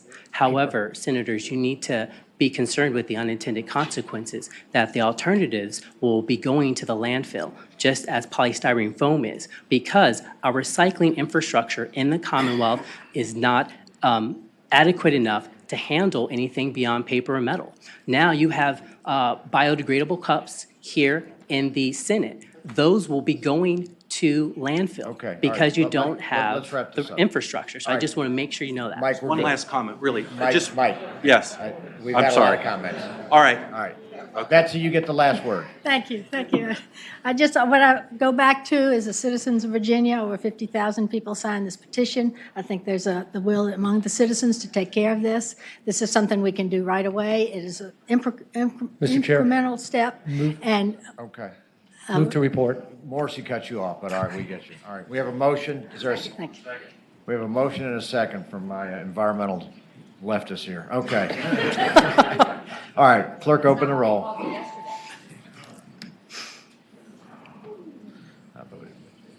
Yeas 9, nays 6. Yeas 9, nays 6 to bill. Thank you, Mr. Chairman. Okay, back on track. I have Delegate Robinson and I have Sullivan, Mugler, and Wampler on deck. Roxanne. Thank you, Mr. Chairman and members of the committee. I hope this is a little simpler. This came to me from a constituent who is 80 years old and a lifelong hunter in Virginia. And this bill would just direct the Board of Game and Inland Fisheries to provide a senior resident lifetime pass for hunters over 80. It will give them their whatever you call that, basic hunting license, as well as for deer, bear, and turkey. It is offered, the bill states that, this is what would be offered to them. They can purchase it online. I went with the Game and Inland Fisheries folks. We went through a lot of different iterations and dollar amounts and trying to determine what would also keep them whole as much as possible, because we didn't want to have a big impact on them because their monies come from hunting license. So that's why it's 80 years old at the cost of $200 for this lifetime pass. And that's the entire bill. All righty. I think that's pretty self-explanatory. Do you have anybody in support? Not unless you're 80. Stanley's in support. Anybody opposed? Second. We have a motion and a second to report the bill. And does that re-refer to finance? All right, motion to report and re-refer the finance. Clerk, open the roll.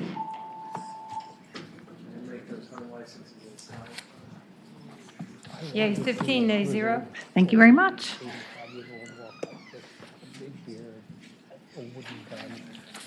Okay, Delegate Sullivan.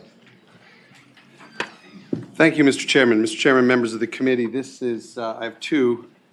I suggest we start with HB 1450. Okay. I believe council has a substitute. House Bill 1450. Do I have a motion to adopt the substitute? Okay, I have a motion to adopt the substitute. All in favor say aye. Aye. Any opposed? All right, substitute is before us. Thank you, Mr. Chairman.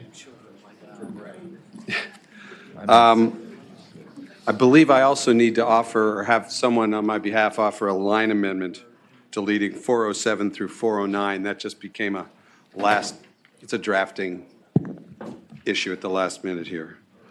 So that would be to strike the words "and technology." What line? 407 through 409. What words? Delegate, what was that? Well, I'm on 407. 407 through 409. It would delete that sentence that's new language on 407 through 409. It The begins. costs of any such approved? Yes. The cost of any such approved pilot program shall not count toward the aggregate amount of projected costs. That's correct. Thank you, Mr. Chairman. That's not what he said. But, okay.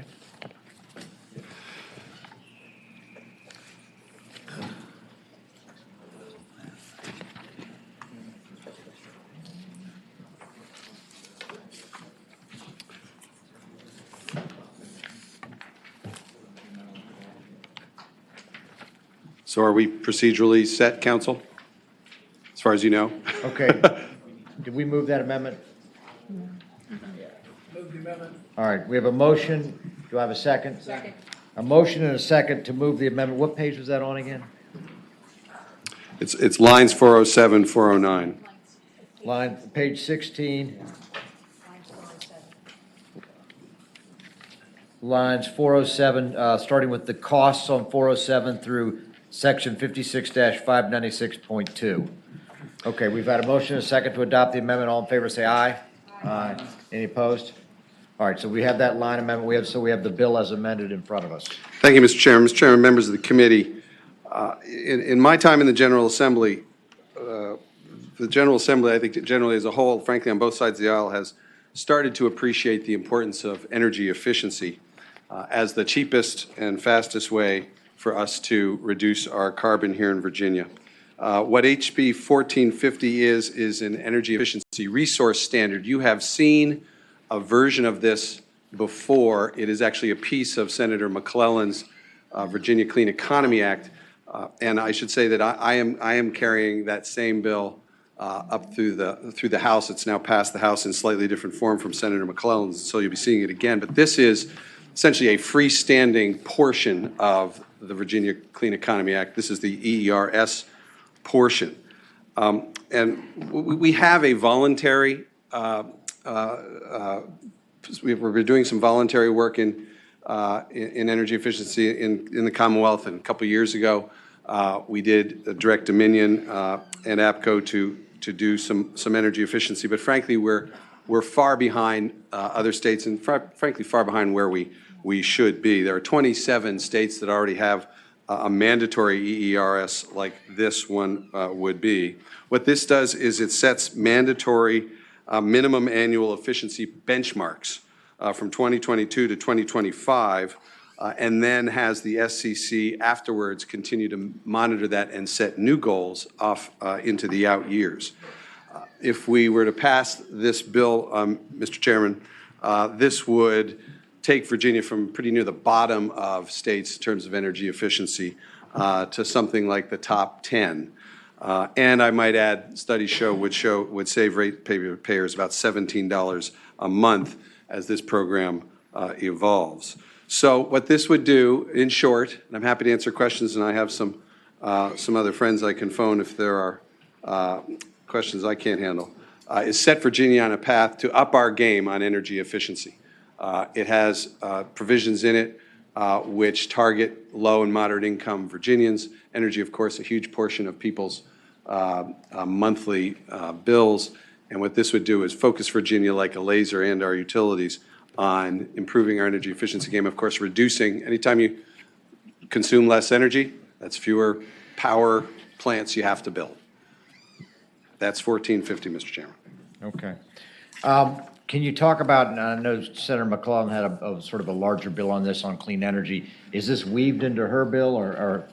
Mr. Chairman, the answer is yes, and I'll defer to Senator McClellan. This is not verbatim what's in her bill. This is different. This is my bill, but the Virginia Clean Economy Act has a portion in it that is an EERS. Okay. Senator has one version. I have another version, which is now before this body, again, which is slightly different than Senator McClellan's. Okay. Yeah, Senator McClellan. Mr. Chair, I guess I would ask Delegate Sullivan if he could explain the differences between this bill with the substitute and the energy efficiency provisions that are in the Senate version of the Clean Economy Act. I think I can describe them generally as being a little more aggressive than what's in the Virginia Clean in your version of the Virginia Clean Economy Act. Okay, can you define more aggressive? It changes a 0.1 target in a couple of years, a 1.0% target to 2 in the next 3 years, and then bumps the 2.5% target, which I believe is in Senator McClellan's bill, to 5. So which is a measure of how much energy is saved. So it pushes more aggressively over the initial years towards energy efficiency. Okay. All right, why don't we do this? Can I ask a question? Yeah, go ahead, Senator Suderline. So the $17 savings, is that $17 per month you anticipate the average ratepayer will see their electric bill go down? That's what I understand the data show. And how soon do you believe that they will realize this $17 a month reduction? That's a fair question. I'm not sure I can answer, but I bet there's someone in the audience who can, if I could, Mr. Chairman. Sure, go ahead. How long will it take that? There you go. Hi, Mr. Chairman. Chelsea Harnish, Virginia Energy Efficiency Council. And by our calculations, that bill would be by 2030. $17. Yes. Okay. Mr. Chairman. All right, Senator Lewis. I've got a question for Delegate Sullivan. So, Rip, understand what you're trying to do, but the differences, I'm just from a process and public policy standpoint, the differences between the Clean Economy Act, which we've passed, and yours, particularly with the energy efficiency mandate, 2.5 versus 5. I mean, that's a big policy difference there, and we're passing out two bills with two different policies in them. So, how do we resolve that? Mr. Chairman, Senator Lewis, with all respect, I wouldn't call it a policy difference. I would call it an execution difference for sure. And as I said, I have a bill currently before the body that is structured the same way as Senator McClellan's, the Virginia Clean Economy Act. There are some differences which will either work out prior to conference or not prior to conference. Candidly, this bill was designed and introduced to exist not in addition to the Clean Economy Act, but should the Clean Economy Act not pass for some reason, this would be a separate energy efficiency bill that the General Assembly could pass, even if it decided not to pass the Clean Economy Act. I'm not suggesting that we should pass both. I'll be happy with the terms of the Virginia Clean Economy Act should we be successful as a General Assembly for passing that. Okay. Mr. Chair. Senator McClellan. Thank you, Mr. Chair. I guess I have a comment that's a little bit more process-oriented, and that is we know, I'm pretty sure, based on conversations right now, that the Clean Economy Act is not the final product, that it's probably going to conference. And my concern is if that bill goes into conference, this bill probably needs to go into conference too. There is no Senate version of this bill. The Senate version was rolled into the Clean Economy Act. And we have a group of stakeholders as we speak who are continuing to look at the differences in the Clean Economy Act between the House version and the Senate version. So I'm not going to opine right now on which energy efficiency goals I prefer, but I think we need to make sure this bill goes into conference with the larger bill. And so I at least think we need to have some sort of an amendment that is. Well, I was about to. I'm completely comfortable with that, Mr. Chairman. Okay, well, you may not be less than comfortable with what I'm about to propose, but listen. The easiest way to put it into conference is put a reenactment clause on it. And then you take that back to the House, reject it, we put it into conference, and then we'd work out the differences with the Clean Energy Act. I mean, otherwise, what I was going to suggest is I want to have a public hearing because everybody's here. We could take it by for the week. We could put some enactment clause on it that would send it into conference. I still want to have the public hearing because we've advertised it. Yeah, and I know But I know there's some what they're- people who want to talk about energy efficiency in general. As I said, I'm not trying to pull a fast one. I'm not trying to pass two bills that conflict with one another. Right. And Senator McClellan is absolutely right. There's been Herculean effort going on negotiating on the VCEA. And I, like Senator McClellan, am hopeful that we're going to work something out. Okay. So the chairman's position is acceptable. All right, why don't we do this? Why don't you have, I assume you have supporters here? I hope so. And then if we have folks that feel differently, everyone's going to get a shot. Madam Clerk, if you want to set the timer for 5 minutes, and let's have the supporters come forward. Good afternoon again, Mr. Chairman. Chelsea Harnish, Virginia Energy Efficiency Council, and we support the bill. Thank you. Okay, that was. Carmen Bingham, Virginia Poverty Law Center. We are in support of the bill, but we are in support of the bill with the interim targets. The way that this bill passed out of the House with these lower interim targets just wasn't enough to really put us in a place where energy efficiency will make a difference, particularly after the commitment out of 966 in 2018, where we have almost $1 billion by our investor-owned utilities to actually invest and develop really robust energy efficiency programs. Therefore, these interim targets need to be raised. So if the bill does go into conference, we need to make sure that those do get raised. Thank you. Chairman, members, Walton Shepherd, NRDC. I'll be brief in my remarks in support. If we are talking about natural resources here, one resource is, by its very purpose and design and under our SCC's approval process, is literally defined as, and by its own definition, lowers ratepayer costs. That's what energy efficiency exists to do. And Dominion and APCO delivered customer efficiency programs are much needed. And we're talking about better lighting, better HVAC, and better insulation. And Delegate Sullivan's bill, by design and under the SCC's approval process, will decrease ratepayer costs. That's the entire point, and the exhaustive analysis he referred to earlier it's about 12% extracts out to $17 a month for the average ratepayer by 2030. A lot of monopoly utilities in other states say we can't possibly reach these targets. They end up hitting them in those other 27 states and often exceeding them. I have every faith that we'll be able to do so as well here in Virginia. Thank you. Mr. Chairman, members of the committee, I'm Lena Lewis with the Nature Conservancy, and we support this bill.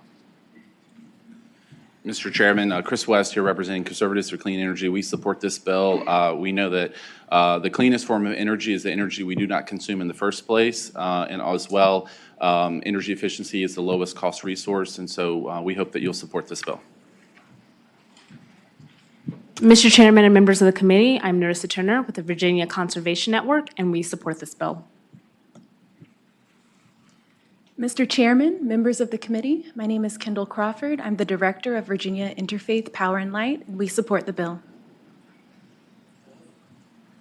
Mr. Chairman, members of the committee, Bob Shippey with the Sierra Club, we support the bill.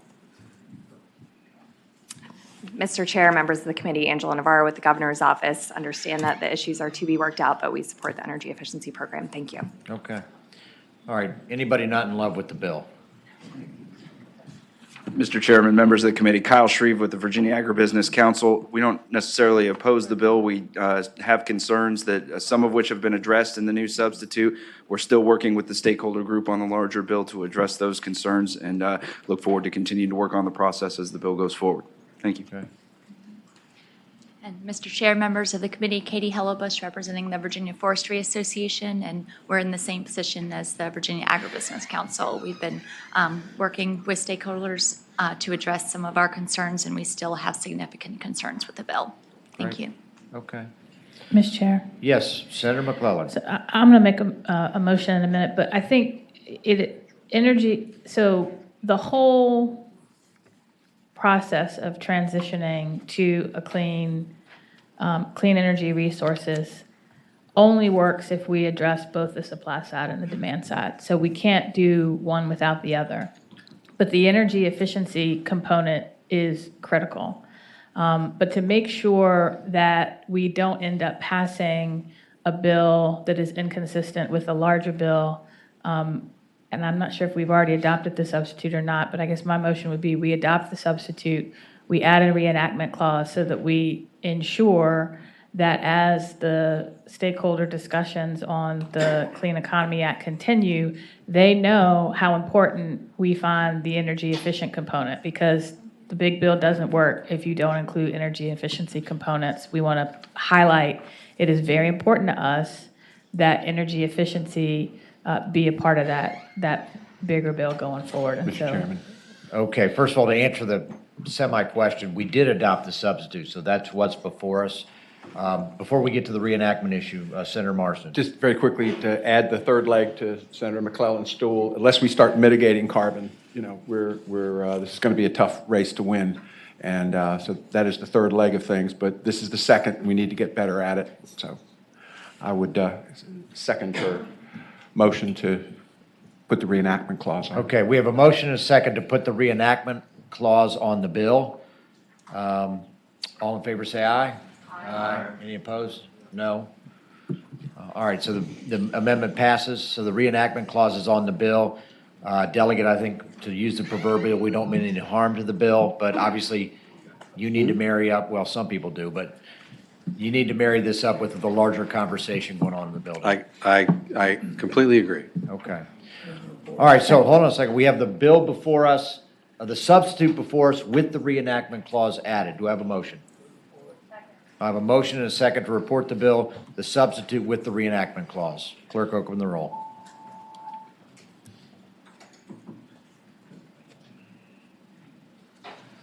Yeas 8, nays 7.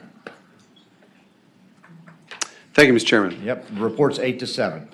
Mr. Chairman, members of the committee, something tells me I know where we're going to be heading with this next one. The HB 1451, frankly, is in the same procedural posture as 1450, which is to say it is a piece of the larger bill. This is a mandatory RPS, a renewable performance standard. And again, it is a piece of both Senator McClellan's and my version of the VCEA. Candidly, as I stand before you, I can't remember whether they're exactly the same right now.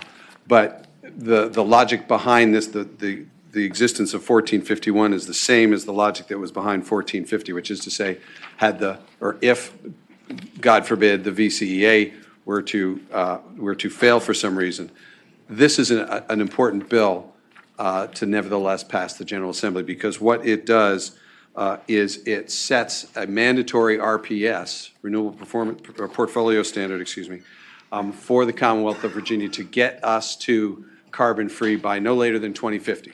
Nothing in the bill says we can't do it faster, but no later than 2050. And it sets forth within it very specific goals applicable to our Phase 1 and Phase 2 utilities about how they will get to that number and when they have to get to that number. So as I said, we're in the same procedural posture.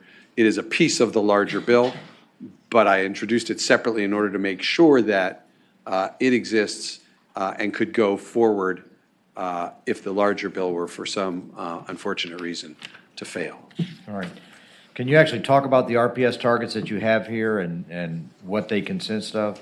Yeah, again, I'm going to turn to some of the experts in the field. But again, I can answer, Mr. Chairman, generally that what they do is over time, they set specific goals for the percentage of renewable energy that must make up the portfolio of our Phase 1 and Phase 2 utilities, setting it at 100% in Dominion's case by 2045, excuse me, and in APCO's case by 2050. And once again, these are all the same targets that we had in the VCEA. I do believe those targets are the same as they are in the VCEA. And is the definition of renewable the same? It is indeed. I will tell you that I'll just anticipate Senator McClellan's point. This is also a part of what the ongoing negotiations on the larger bill. And there are a lot of moving parts to it with a lot of people working hard on it. In fact, I know of some amendments that we could make now to it that have already been agreed to, at least on the House side of the VCEA. But my sense is, given what we just did, that we may want to do the same sort of thing to make sure that this is preserved in case, just in case. Without, you're probably not going to be shocked to hear that we're probably going to do the same thing that we did before. Yep. All right, why don't we do this? Let's just proceed with the public hearing. Do you have people here to speak in favor of the bill? I think so, or maybe not. Question that may come, someone during the public hearing might answer. Sure. What, Senator Suderline, why don't we, do you have a question for this patron, or you want to wait for other witnesses? Well, I think the witnesses might want to speak to it. I'm just Go ahead. curious to what the anticipated effect on electric bills this bill will be. The anticipated effect on this over the long term is hopefully to reduce bills. One, and I don't want to get outside this particular bill, but the VCEA generally talks in terms of taking a lot of different costs. That includes offshore wind, of course. It also includes a lot of rooftop and shared solar. So the idea is to reduce people's bills over the long term. And that's the goal of the entire VCA as well as this bill. Mr. Chairman, so Yep, the go ahead. answer is this will reduce electric bills in the Commonwealth, but at an unknown amount. That's the answer? Well, I will tell you, Mr. Chairman, Senator, there's some disagreement about how much, if at all, how much, there will be reductions. I gave you a statistic we have a study on in the EERS. But on renewables, the idea is to replace existing coal. When you take the costs of all that into effect, the idea is to save Virginia money over the long term, yes. Okay, all right. If you're here to speak in favor of the bill, go ahead. Mr. Chairman, members of the committee, Bob Shippey with Sierra Club, we support the bill. There are certainly many factors, plus and minus, in terms of costs. Some of those the SEC has put forward. Some of those the SEC frankly does not analyze, and those are all to the good. So I think net, there'll certainly be a positive impact on Virginians, and we wholeheartedly support and hope you report this.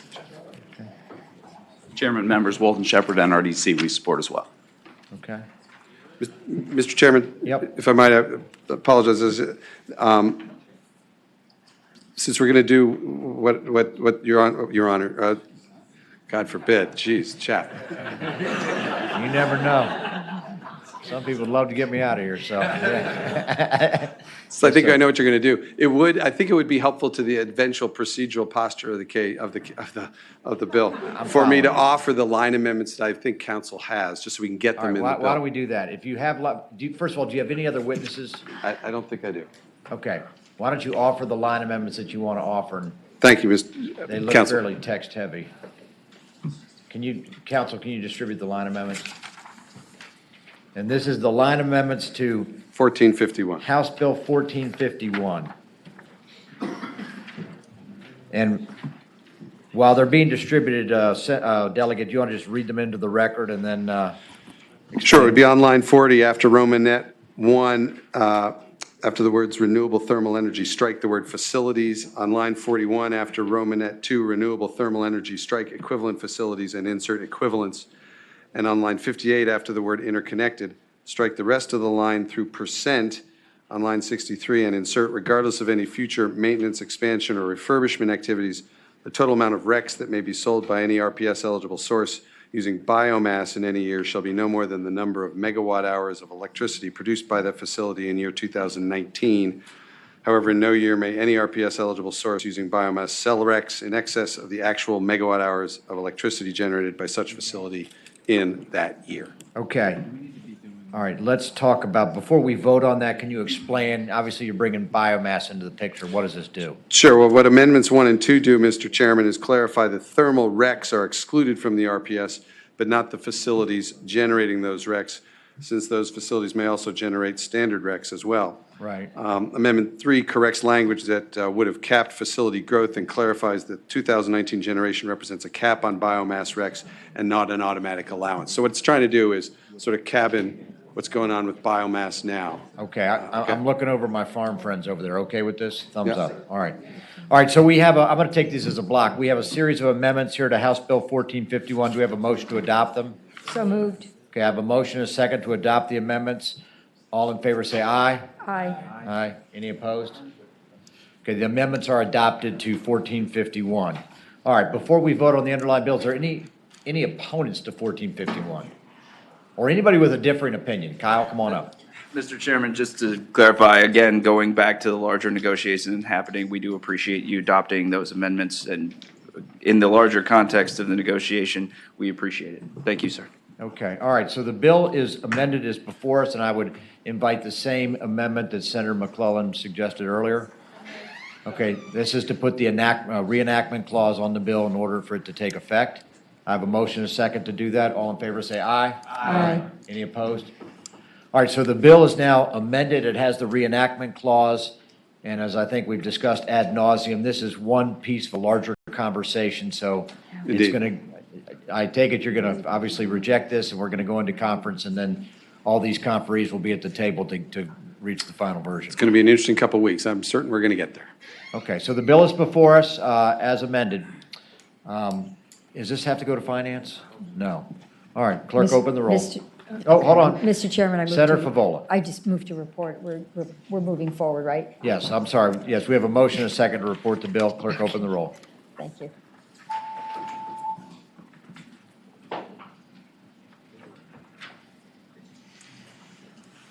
Ayes 8, nays 7. Sales out of here. Okay. Thank you, Mr. Chairman, members of the committee. Appreciate your time. Yep, thank you. Okay, I have Delegate Mugler next, and I have Wampler, Hurst, Keem, Tyler, Plum in that order. So Ken, I see you there. We're getting to you.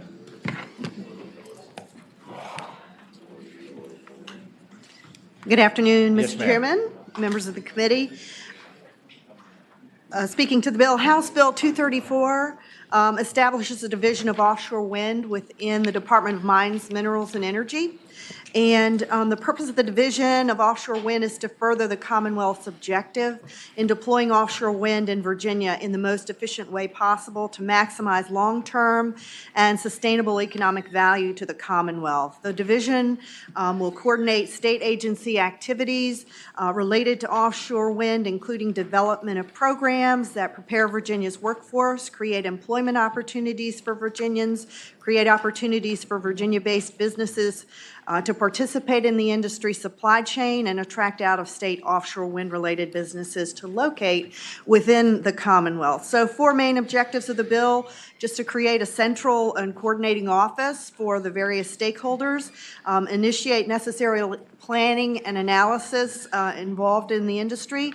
It also provides dedicated staffing to the Offshore Wind Development Authority and provides annual updates on progress and return on investment to the General Assembly and the executive branch. You know, it's estimated that offshore wind will produce 36,000 jobs and $100 billion in capital investment. Virginia is well poised to take its place in this industry, and we just want a mechanism that this bill creates in order to move forward in a methodical and organized manner. Mr. Chairman? Yes. Delegate Mugler, I know we included a bunch of money in the budget for offshore wind, but we also included money recently for this. Is that right? That's correct. Both houses have included funding for this. So I'm happy to say that. Mr. Chairman, does this still have to go to finance, of course? I do not have this on a request, Patty. Oh, I'm looking at the wrong. No, they did ask Oh, for it it. does? Never mind. I have a motion. No, I'm sorry. Yeah, no, this is requested in finance. Let me ask, is anyone opposed to the bill? Well, Not that has spoken with me Silence. directly. I I do move have to- individuals here wishing to speak to the bill. All right, why don't we do this? If you have people in support, why don't you have them come forward and Okay, say a thank you. word?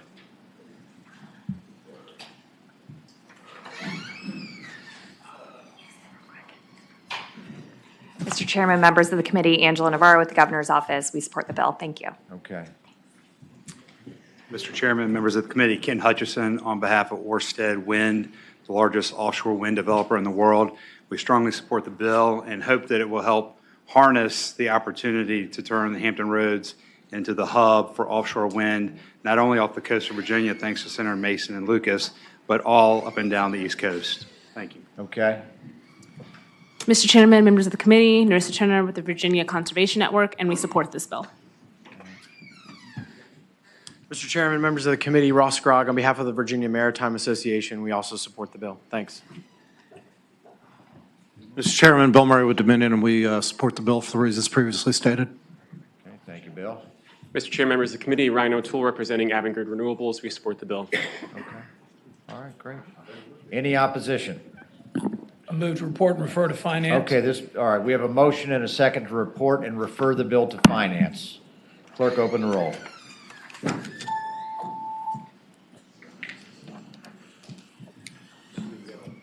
Thank you, Mr. Chairman. Yeas Great. 14, nays 0, abstentions 1. Okay, yeas 14, nays 0, abstention 1, the bill reports. All right, I apologize, I'm going to jump out of order here and take Delegate Hope because he has to chair a committee in a few minutes. Sorry, but that's what you get if you have my cell phone direct, you can. House Bill 504, Mr. Chairman, and thank you. I won't forget to. House Bill 504.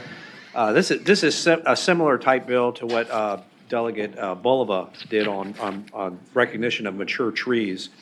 This just adds the preservation of mature trees, both as a stormwater management tool and a water quality protection tool, as a list of activities that the State Water Resources Board is directed to encourage and promote as it adopts criteria for the local governments to use as they consider development in the Chesapeake Bay preservation areas.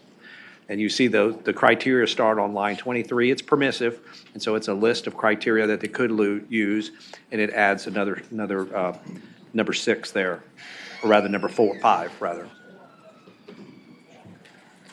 And the home builders aren't here, but they do support this bill. Okay, I guess my initial question is this a mandate of any type? No, No. it's not. It's just a list of criteria that may be considered. Okay, all right. And the board at issue here is? State Water Resources Board. State Water Resources Board, okay. All right, any questions for Delegate Hope? Just one quick question. Senator Favola. Thank you. Delegate Hope, did you consult with the Virginia Association of Counties or Virginia Municipal League? Is there? This was so long ago, I can't remember whether I know this came from Arlington County and their legislative platform. I don't remember whether. Okay, so Baco- at is least anyone the here- local is anyone government here is from asking for Baco? this. Okay. And it is permissive, so. That's right. Okay, thank you. Okay. All right, anybody opposed or in favor of the bill? I move to report the bill. Well, hold on a second, Barbara. We got all these people want to speak. Oh, all these people in opposition? Yeah. Very quickly, Senator Peterson, members of the committee, Sierra Club supports the bill. Okay, Sierra, okay. Chairman, members of the committee, Ann Jerzyk, Chesapeake Bay Foundation, we support the bill. Okay. Steve, I assume you support it? Yes. Okay, all right. All right, anybody opposed to the bill? Not that I'm aware of. Okay, all right. Entertain a motion. I move to report the bill. Okay, we have a motion, a second to report the bill. Clerk, open the roll. State Water Control Board. Yeah. That's what he just said. I asked him that. They don't like trees. Who doesn't like a tree? I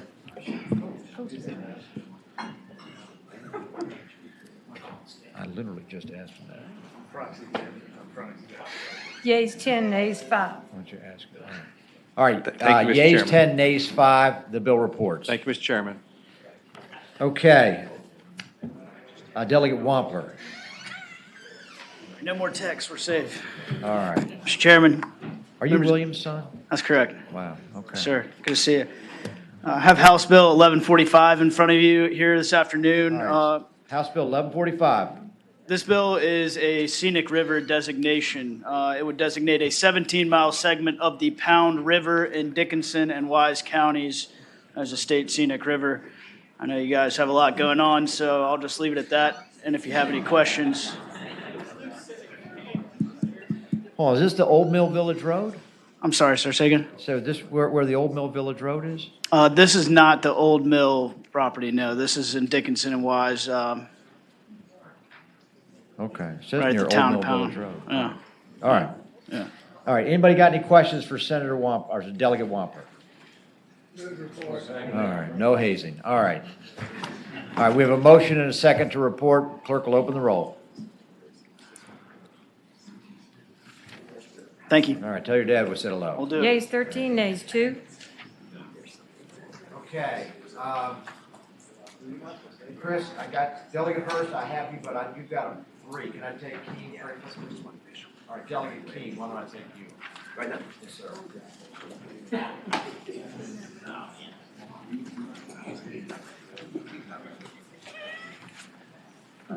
Mr. Chairman, members, thank you for your time. I have 2 bills, House Bill 704 first. And this is a bill that's started out very similar to Senator Hashmi's bill, and it went through a couple of changes. It deals with this issue of environmental justice. And Mr. Chairman and members, throughout the session in both chambers, I'm sure you've seen issues about environmental justice.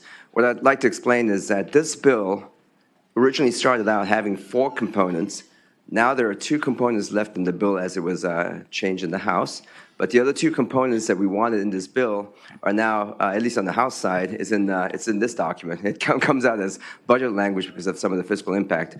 The 5th piece of this bill that we started out doing in the Council, I believe, is carried by Senator Lucas and Delegate Herring on our side. So if you look at the 3 or 4 different pieces of our bill that's been separated into different vehicles, they all accomplish the goal, which is to have environmental justice be a policy of the Commonwealth with definitions and some folks working on this issue. Now, do I have a substitute in this committee? Okay, I just wanted to make sure. Okay, we have a motion to adopt the substitute.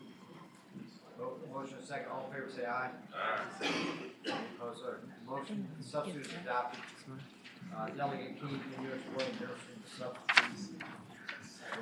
Yes, sir, Mr. Chairman. So the substitute basically takes the first part of the bill, which has a definition of various different conversations that we have in environmental justice. What does it mean for somebody to be in a low-income area? What does it mean to be disproportionately impacted? And then it has the actual policy, which states that for the Commonwealth, the policy is to evaluate environmental justice. And I'll admit that reading this by itself might seem a little bit out of place because we define it and then we say there should be a policy. The reason, as I said, was when I introduced the bill, we had language that would have actually had a robust working group. We would have had a council on the outside that would work on this. It was a much more robust bill. But because of some of the fiscal impacts, at least in the House side, the budget folks thought that it would be better for us to create the working group through the budget language, have them and analyze how much it'll cost them, and then to come back and report back to you and to us. And so that by next year, the next legislative session, we would actually implement the rest of that bill. So the bottom line, Mr. Chairman and members, is that it's important to have the definition in place. It's so important to state that we have a policy of environmental justice, and then let the agencies work on developing the plans for that, coming back to us through the budget, and then we would then be able to implement the rest of that next year. But at the same time, the Environmental Council is already in place and is going to move forward as a separate matter.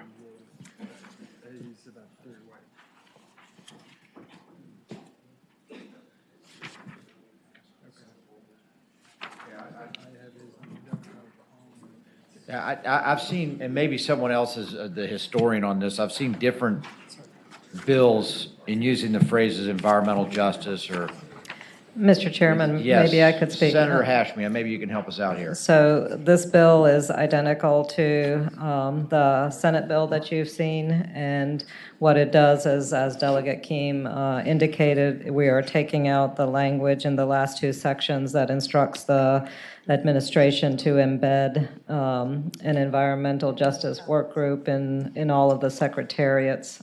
So it is, right now, the bill that you have in front of you is a pared-down version of it, and it just is defining what environmental justice is and stating that it's the policy of the Commonwealth to promote environmental justice.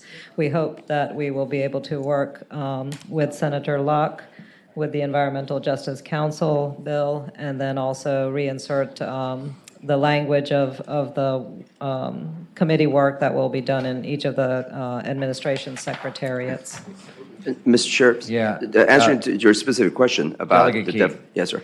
Mr. Chair, to your question, which is a very good question about how do we define environmental justice? I know that there are many bills pending today, and you've seen legislation in the past that talk about environmental justice kind of in a generic way. I want to make sure that we clarify, our definition here is a definition that we've spent a lot of time with a broad base of stakeholders. We've looked at the federal definition, we've looked at other state definitions, we've also even looked at evolving definitions as these issues are coming up. And so we believe that our definition here is the most comprehensive and the most up-to-date. And the reason why we wanted to put this in the code today is because as other bills, including the clean energy and other bills, as they refer to environmental justice, we want everybody to be able to point to one definition, and this is what this section would do. Well, and this is the most comprehensive definition we have. I have a question, Mr. Chairman. Yes, go ahead. Barbara, Senator Okay, Faval. Delegate Keem. Sure. I'm just trying to understand how we would actually implement this. So you're creating a new article in our code, right? In Yes, Chapter ma'am. 2. Okay. So when we're implementing other programs, is it your expectation that as we write new laws and other programs, we will reference this, we will reference back to this? Because right now, I'm not sure this references every other program. So how is it cross-referenced? Mr. Chairman, answering to Senator Favola, it is, as I said, it's not the most satisfactory way of doing this, and it is unusual. But the reason is because when we had the bill that was very comprehensive, we ran into some fiscal impact on the House side, and the folks over there said, rather than us putting into code something that they may not be able to fund, as far as the interagency work group, which then fulfill the requirement, we decided to come up with that language in the budget, which then creates the interagency working group. And so the agency working group will look at the definition and say, how much of that can we take on, and what cost will it be for our agencies? And then they'll report back to us next year, and then with that budget and the idea of how much it'll cost, then we can actually implement the full, robust code section language. So we decided to do it part one, part two. Okay, Mr. Chair. Yes. Just a follow-up question. Senator Faval. So at some point, the Code Commission would actually, after the agencies report back, look at everything. They would go through the code and identify areas where this would be appropriate. Mr. Chairman, Senator Favon, that's exactly right. We wanted to have a place that everybody can look to as the guide for the definition, the fact that there is a policy, and then as different agencies adopt their rules, they all point to the same set of definitions.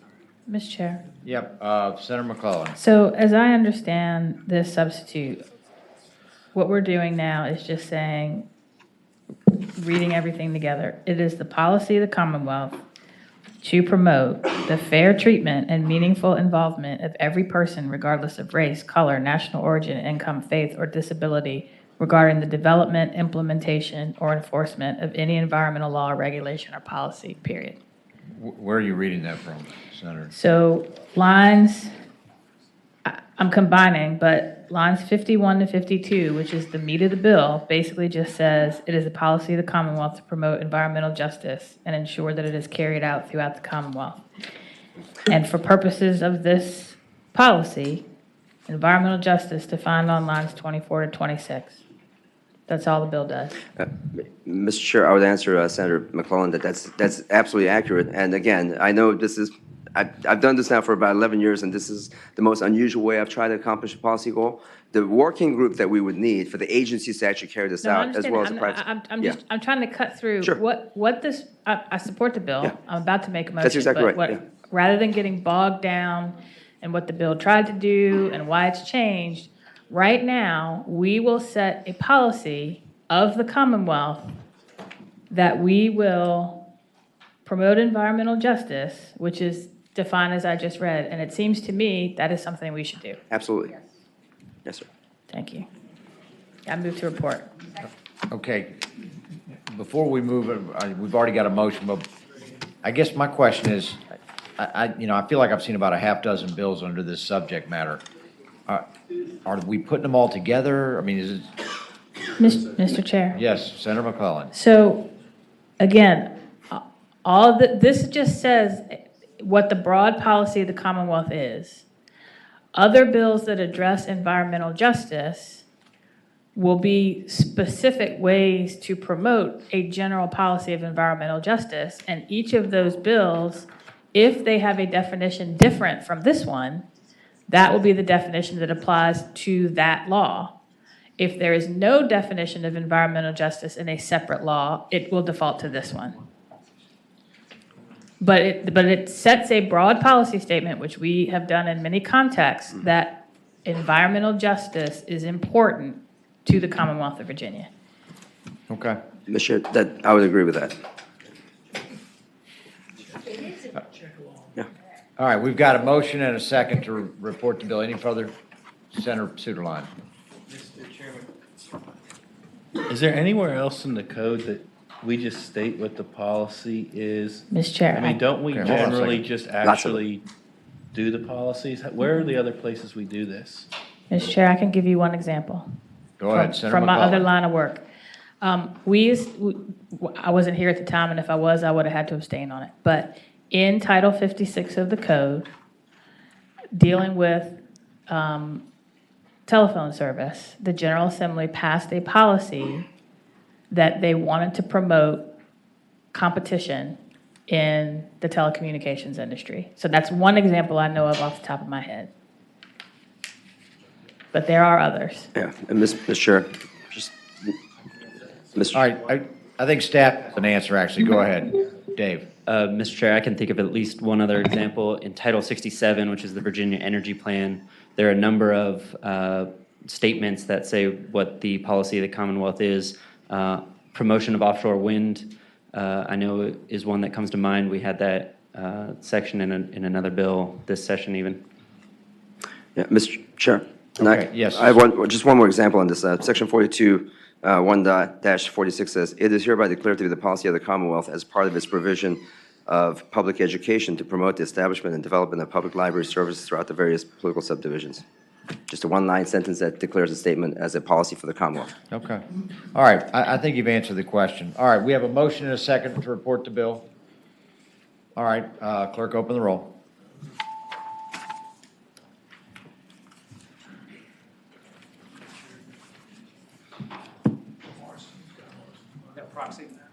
Yea, 9, nays 5. You're in person.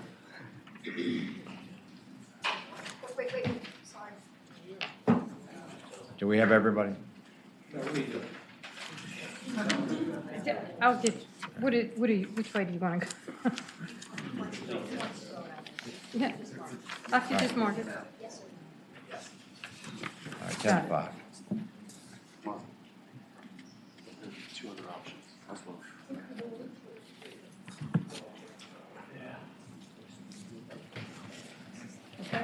All right. All right, the bill reports 10 to 5 or 10 to, It would be 10 to 5. 10 to 5.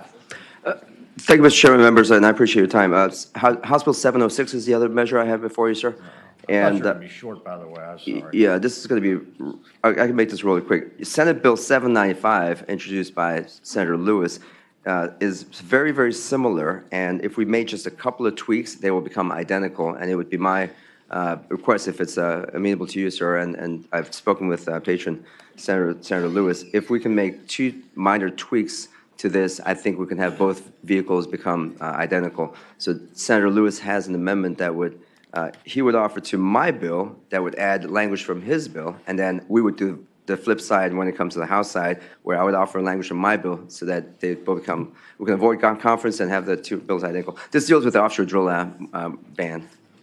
Okay, so this is House Bill 706. Yes, sir. And we had a Senate bill equivalent. 795. 795. So the motion is to conform House Bill 706? No. Not really. Mr. The motion is just accept a line amendment, sir. Okay, so you have a line amendment that's been distributed in front of you.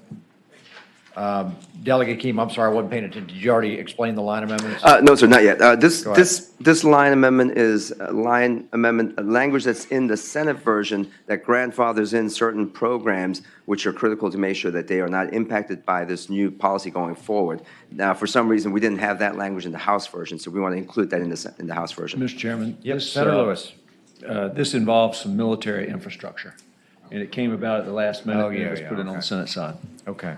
All right, so we had a motion to accept the amendment. I move the amendment. Second. All right, I've got a motion and a second to accept the amendment that's just been distributed. All in favor, say aye. Aye. Any opposed? Okay, so we now have 706 with the amendment, Delegate Keem. Yes, sir. And it is very, very similar to Senator Lewis's bill. And this is basically just stating that DMME will not allow any offshore drilling. Yeah, going forward, yes. Going forward, okay. And infrastructure, yes. Okay. Okay, do you have anyone here to speak in favor? I'm sure there are, but. Okay. Quick, sure. Mr. Chair, Steve Carter Lovejoy with Sierra Club, and we support this bill. Mr. Chairman, members, Pat Calvert, Virginia Conservation Network, also support the bill. Thank you. Mr. Chairman, members, Jay Ford, Chesapeake Bay Foundation, we also support the bill. Mr. Chairman, committee members, Mark Swingle, Virginia Aquarium and Marine Science Center, and we also support this bill.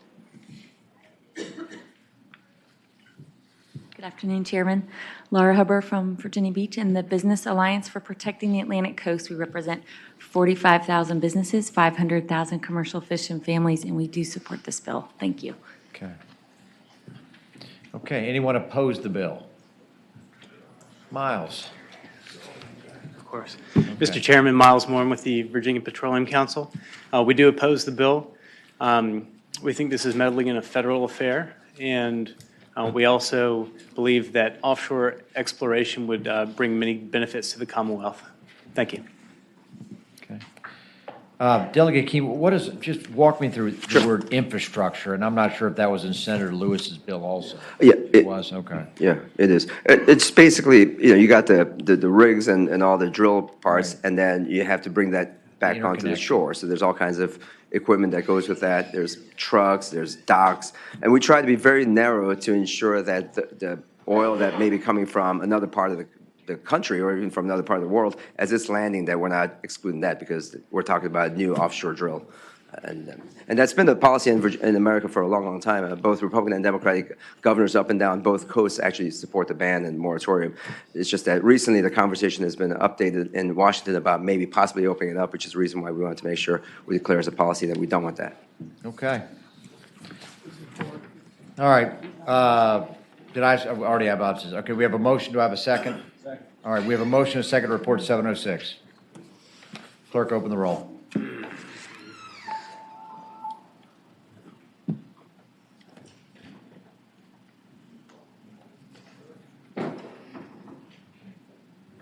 Yeas 9, nays 6. Okay. Thank you, Mr. Chairman. Members. 9 to 6. All right. Delegate Hurst, we got you. And I know you have 3 bills. Yes, Mr. Chairman. Technically 4. I'm not quite sure if the committee has already taken up House Bill 1303, which is a companion bill to a bill that Senator Newman had that went to Commerce and Labor in both the Senate and is now referred so in the House. My House Bill 1303 passed out of Labor and Commerce and then got referred here. It was our understanding that there would be a referral, but I'm looking for my cheat sheet here. Hold on a second. Okay, I've just been told. Oh, it's on the roof. Okay, 1303. All right, why don't we do this? I want to get the water control bills first. Okay. And hold on one second. Those numbers are 646, 644, and 643. And if it's all right with you, Mr. Chairman, I'd like to proceed in that order. Yeah, go take 646 first. That's the penalties, correct? Yes, sir. All right, go ahead. And I believe that council has prepared a substitute for you. This is language that came to us from DEQ to try and make implementation workable.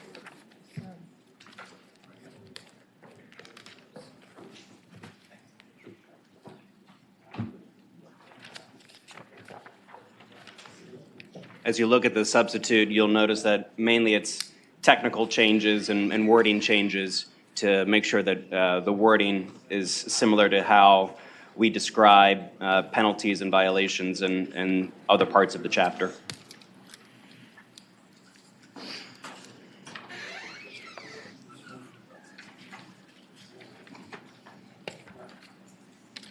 Okay, so Delegate, why don't you just tell us what 646 does? Sure. So House Bill 646 would allow for the State Water Control Board to impose an additional penalty for pipeline projects where the pipeline is in greater than 36 inches in diameter and is subject to a state permit. Delegate, I apologize. Can I have a motion to adopt the substitute? All right. I've had a motion and a second to adopt the substitute. All in favor, say aye. Aye. Any opposed? All right, so the substitute's in front of us. Proceed.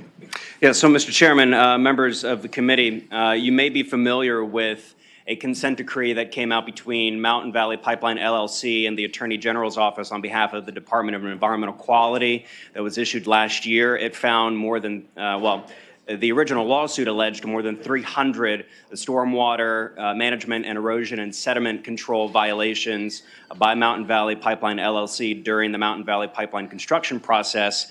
And so this bill, 646, would just allow the State Water Control Board to also be able to issue a violation for permits related to the construction of a natural gas transmission pipeline greater than 36 inches and subject to a state permit, that has already gone through the Natural Gas Act permitting process at the federal level. $50,000 per violation, $500,000 per order. I would note that in the consent decree, Mountain Valley Pipeline agreed to pay more than $2 million for settling that lawsuit that was brought by DEQ from the Attorney General's office. Okay. What's the current cap right now per order? Right now, Mr. Chairman, it's 32.5 per violation, not to exceed 100,000 per order. All this would do is authorize the board for these natural gas transmission lines that are 36 inches in diameter to be able to have at its discretion, civil penalties of $50,000 per violation, of $500,000 per order. Okay, so this is just the 36 inches and greater? Yes, Mr. Chairman. All right. Any questions for Delegate Hurst? Yeah, Senator Marston. Thank you. Delegate Hurst, are all violations treated the same, small, large, medium-sized? Mr. Chairman, Senator, that's really up to the board's discretion in how it determines violations and orders. I think that what we want to be able to do is look at a bird's eye view of what some problems can be. And empower the State Water Control Board to be able to issue penalties for issues that have arisen, like what happened in 2018 with the Mountain Valley Pipeline project, where for months, a period of months, there were multiple violations, of our laws during that project. Follow up, Mr. Chairman? Yes, go ahead. Delegate Hurst, who would do the? Obviously, this would involve field inspections.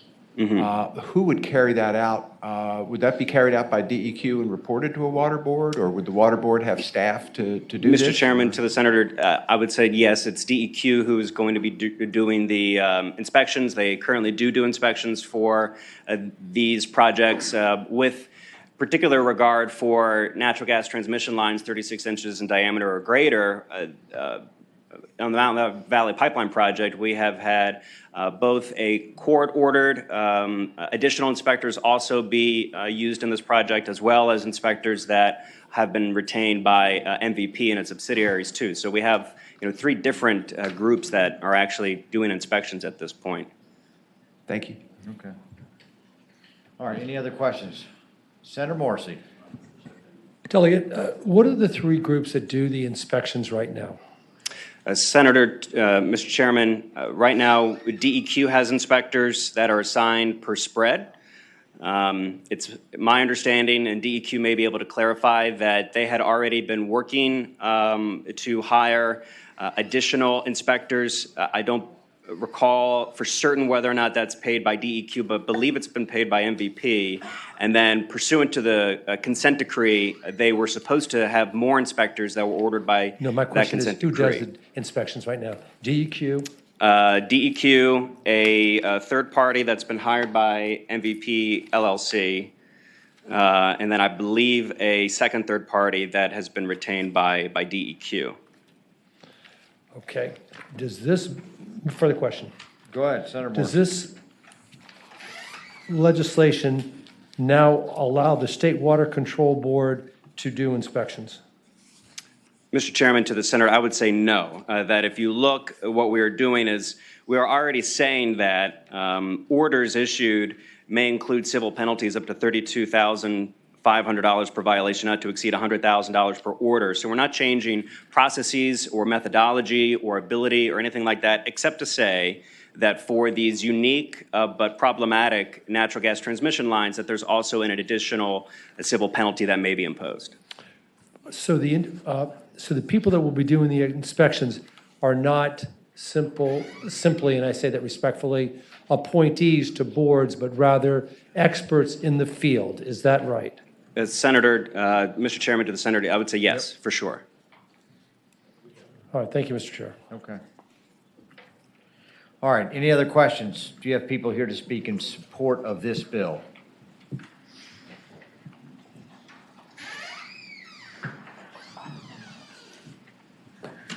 Good afternoon, Mr. Chair. My name is Peter Anderson. I work with Appalachian Voices. My nonprofit organization works with directly impacted communities whose land has been impacted by the construction of these pipelines. We appreciate Delegate Hurst's work on this very reasonable bill, and we support it. Thank you. Okay.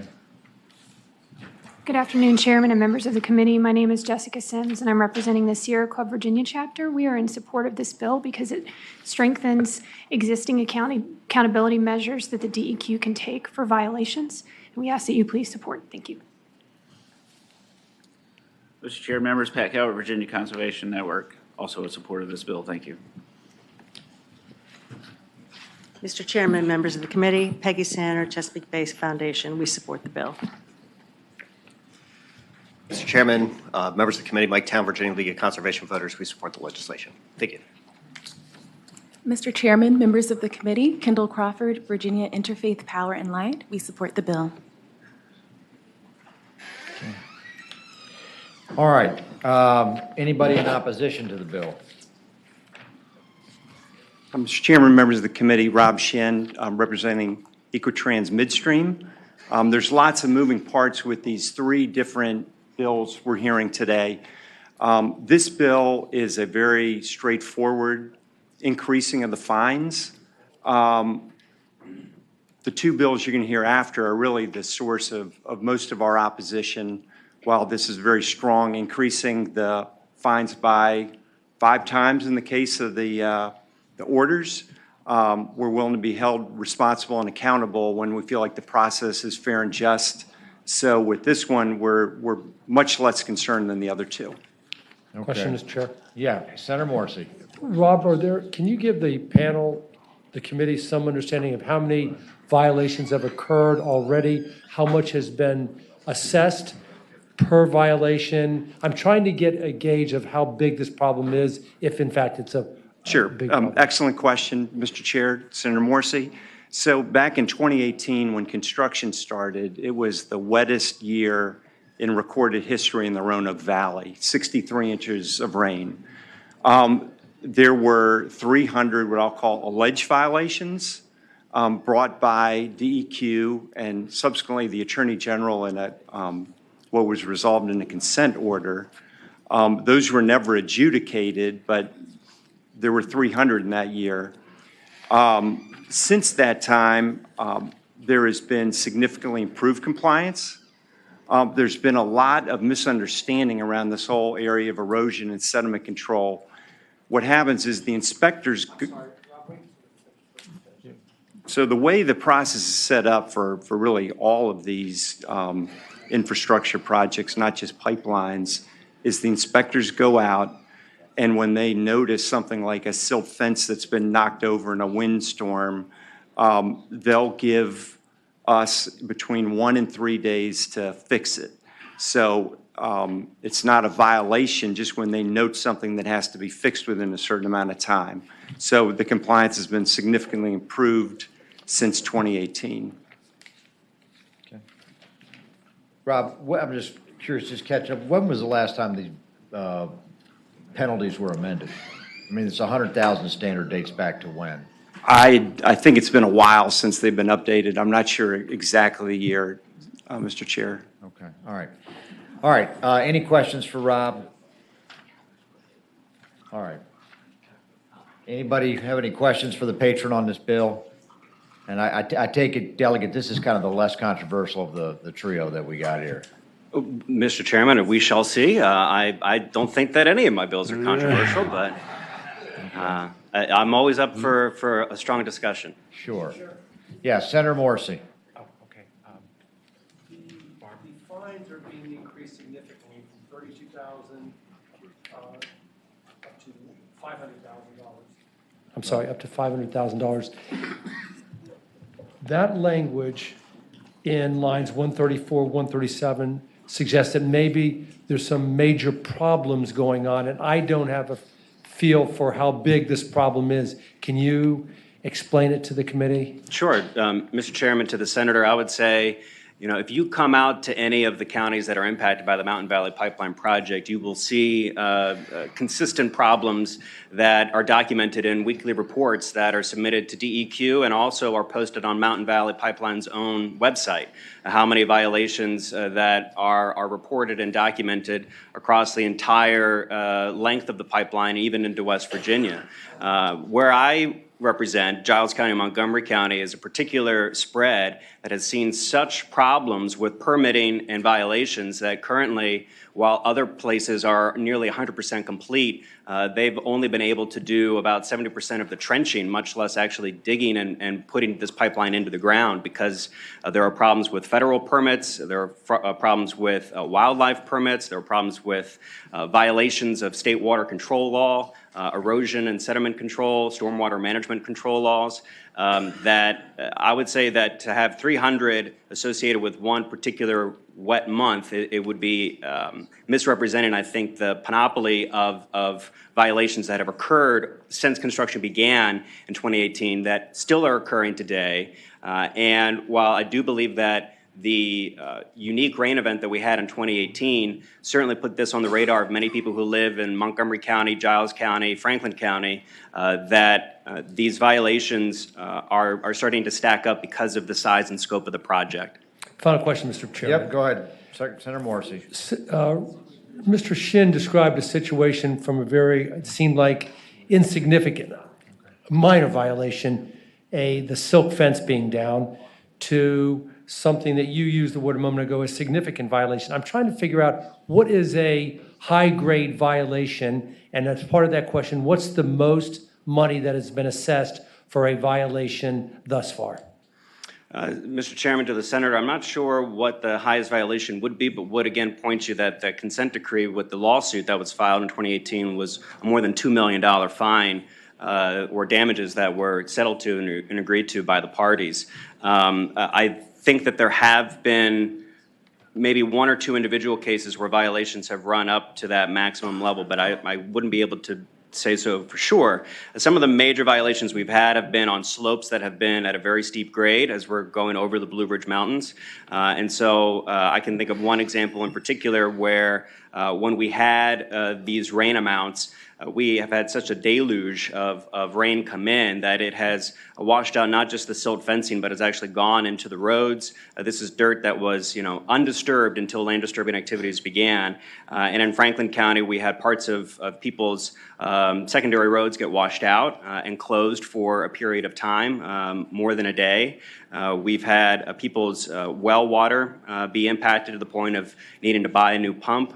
We've had, plenty of different incidents occur. We had a backhoe that fell off of one mountainside in Giles County and nearly killed someone who was there. So there have been a lot of issues with this pipeline construction process. Thank you, Mr. Chair. Okay, all right. All right, any other questions? We act on a motion. Move to report. All right, I'll second that. All right, we have a motion and a second to report this bill. Clerk, open the roll.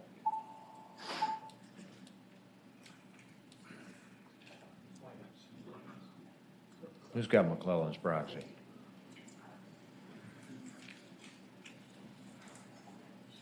All right, well, clerk, go ahead and report the vote. Yeas 8, nays 5. Okay, 8-5. All righty, delegate, why don't you, the bill report's 8-5. That didn't go to finance, did it? No. It's a revenue bill. Right, but it's not finance. Not finance. No, all right, you're good. Okay, let's go on to 644 and 643. Can you explain the difference? Can we take those together? What are those? I would say 644 is closer to 646 and what its actual scope is. And I believe council also has a substitute for that as well. Okay. That, again, the substitute language comes at the suggestion of the Department of Environmental Quality, merely changing, switching out the language to be in a different subdivision, 8, rather than in one where it currently is in 10.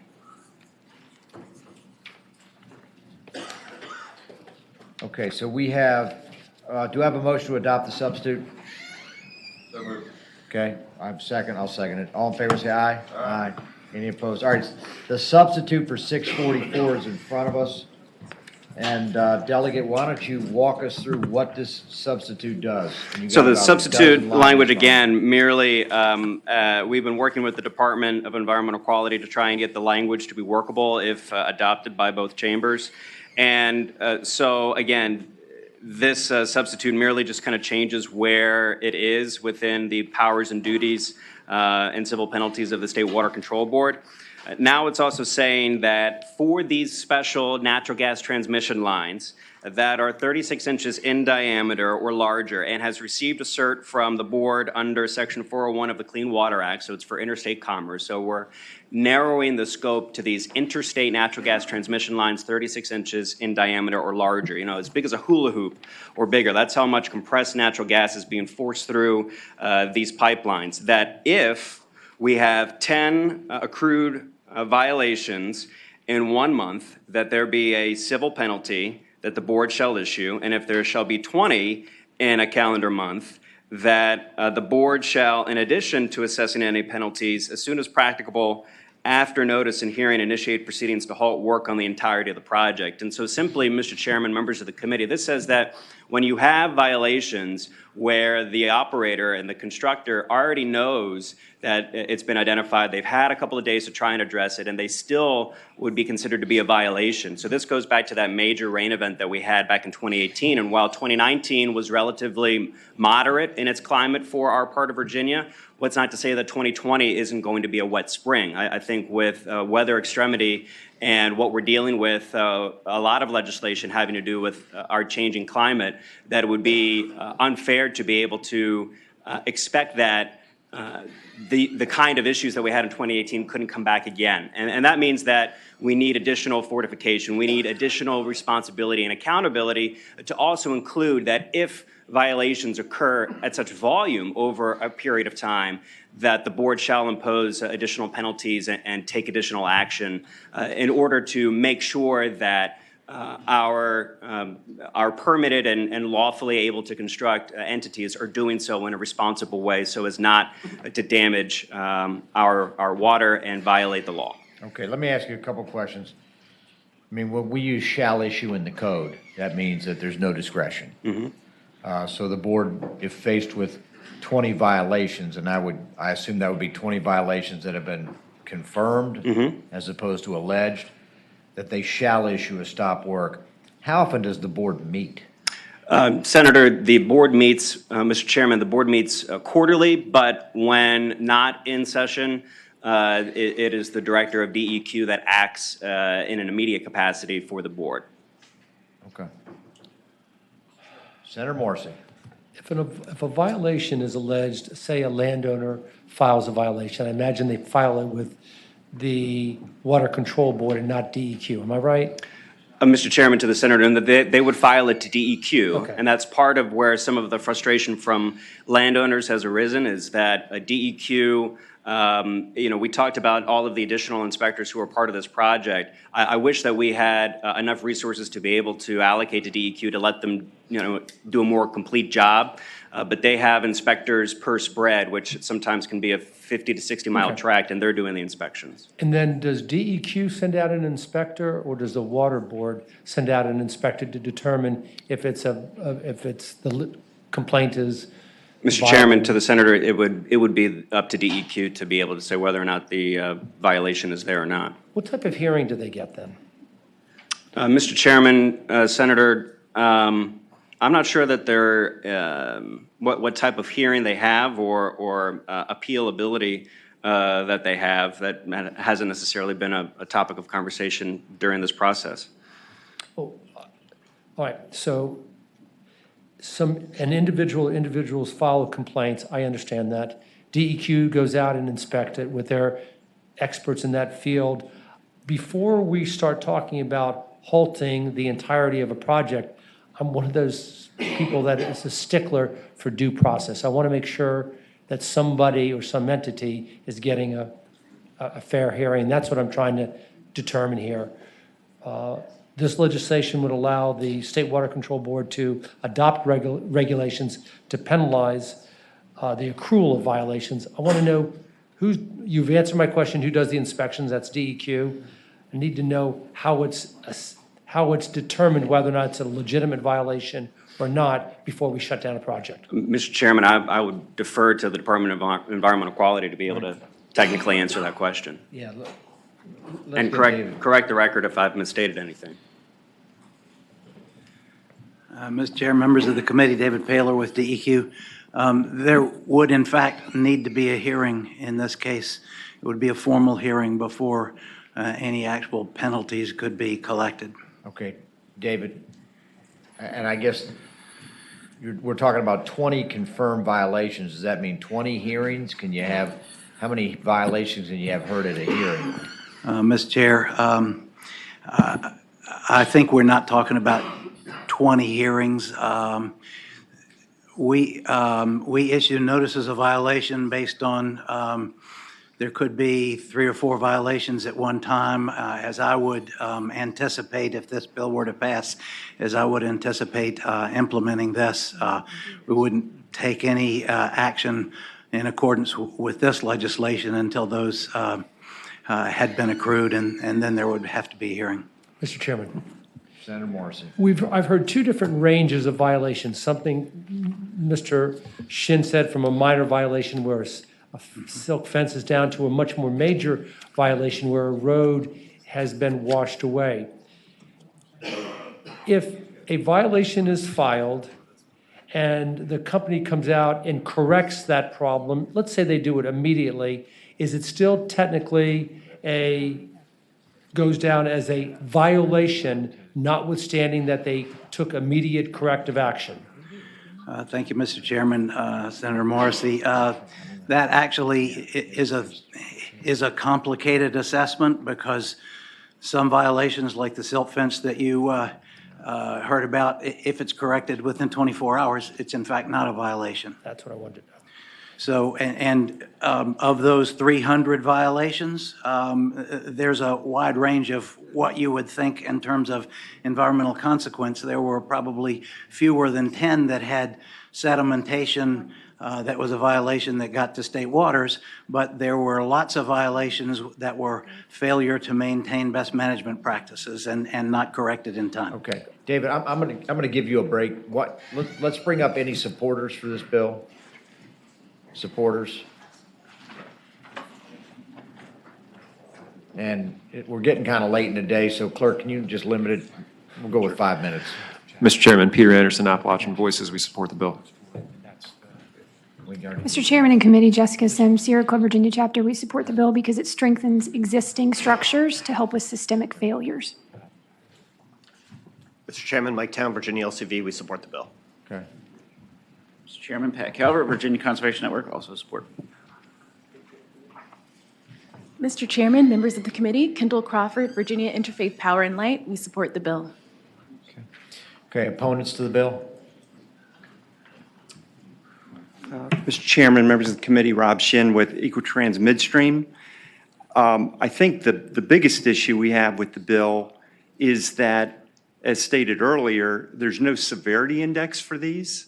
You could have very minor technical violations, and you have 20, and then you have to halt construction on the entire project. I think subject to some of the due process considerations, I think the bill you passed previously, 646, is a much more traditional and straightforward way to deal with these kinds of issues. So rather than getting into halting construction, we think what you already have done is a much more appropriate type of penalty. Thank you. Thank you. Yes, sir. Mr. Chairman, Chris Pomeroy, also with Equitrans Midstreams. And to the due process point, that last bill that you just reported lays out the typical state water control law process. That was the bill that increased the penalty to $500,000. This bill, I just beg to differ with the director. I think the language here is much looser. It says notice and hearing without specifying the formal hearing section of the code.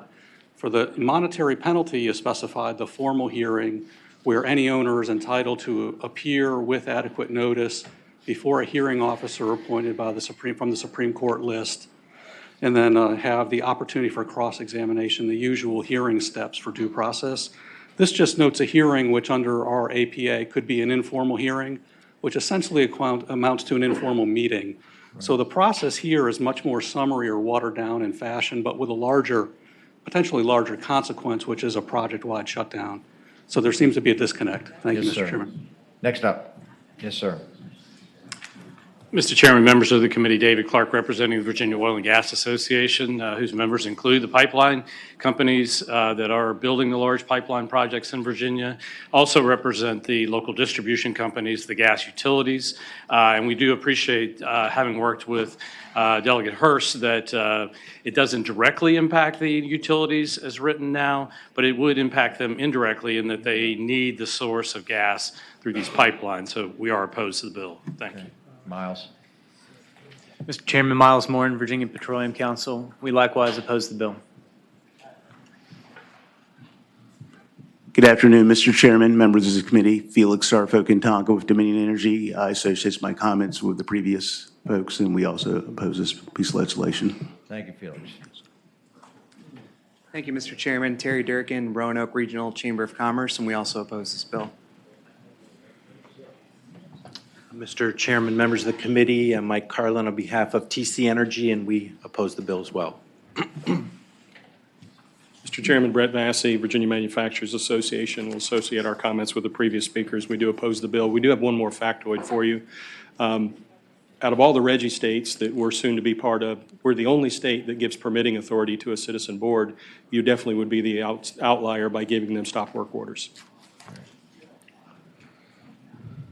Tyler Minnick from the Virginia Chamber of Commerce. We're opposed to the proposal. Okay. All right, Delegate, your bill, you get the last word. You know, I would say that with regards to the opposition, you have to be opposed then to wanting to be held accountable and wanting to be responsible when you have more than 20 violations accrued during one calendar month. That's breaking the law. You know, whether the violation is minor or major, if it's a violation of a regulation that violates the State Water Control Law or the Stormwater Act or the Erosion and Sediment Control Act, then that's breaking the law. And if you do it 20 times in a month, you should have your wrist slapped so that you can actually hopefully have future action be deterred. All right.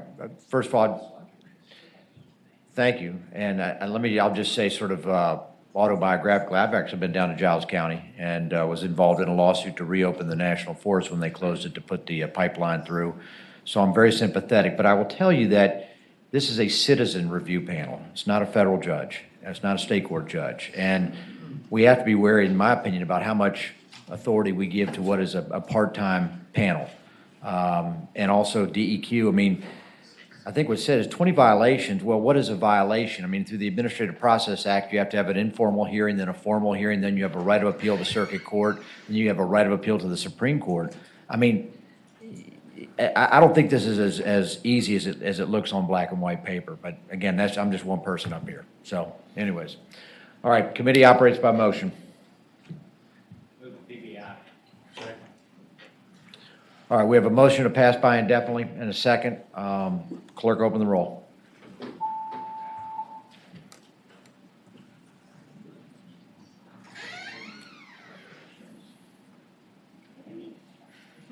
Yeas 13, nays 1.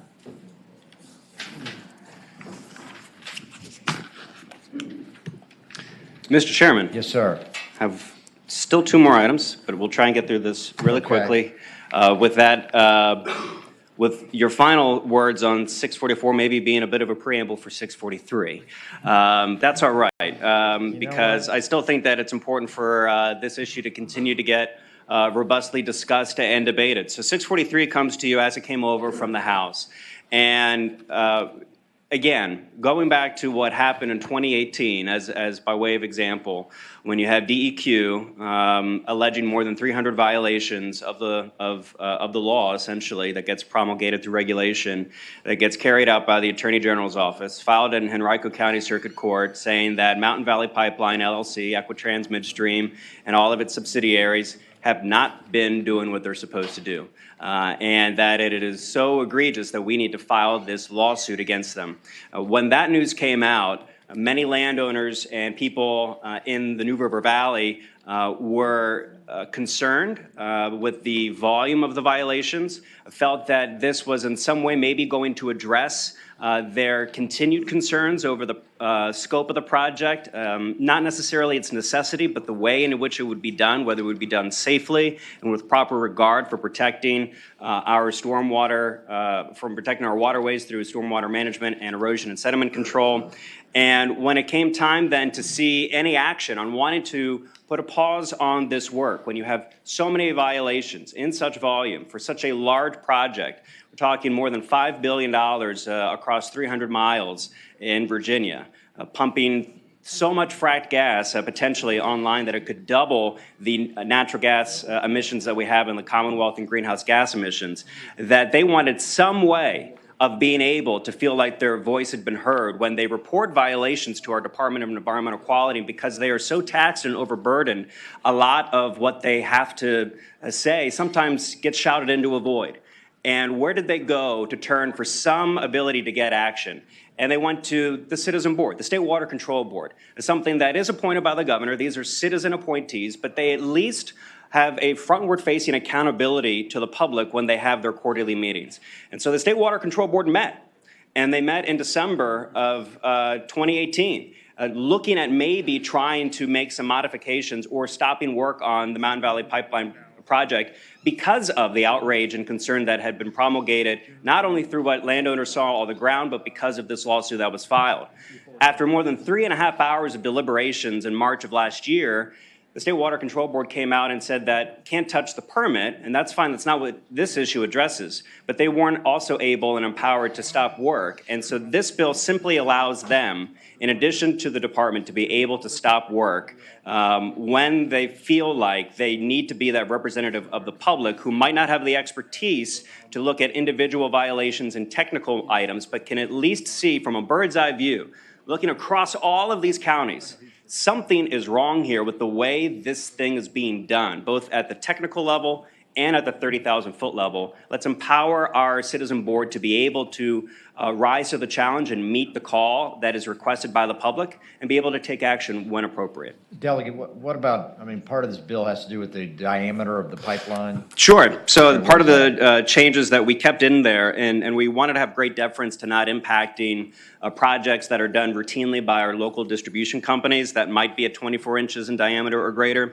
So when you look at any of the changes that you see in the water protection permitting process, and in any parts that don't refer to the deeds legislation that we passed back in 2018 with emergency, it just reduces the inches down to 24 or greater in diameter because, again, what we're trying to look at, and we already have codified some additional scopes that are in there when we have natural gas transmission lines of a certain diameter that have got that Section 7C of the Federal Natural Gas Act, that's the Certificate of Public Necessity. And so we're talking interstate natural gas transmission lines.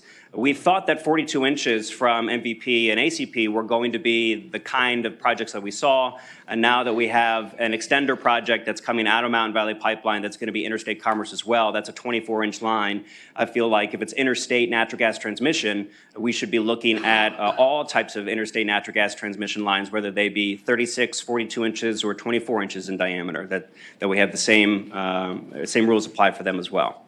Okay. All righty. And this may be a question for either for staff or DEQ. Is there any reason why 36 is the current law? Is that some type of federal standard or FERC standard? No? Yeah, Senator Hanger. I think I carried this legislation in 2018, and it was consensus of work group that worked on this legislation. 36. Okay, great. All right, Delegate, do you have folks in favor of your bill?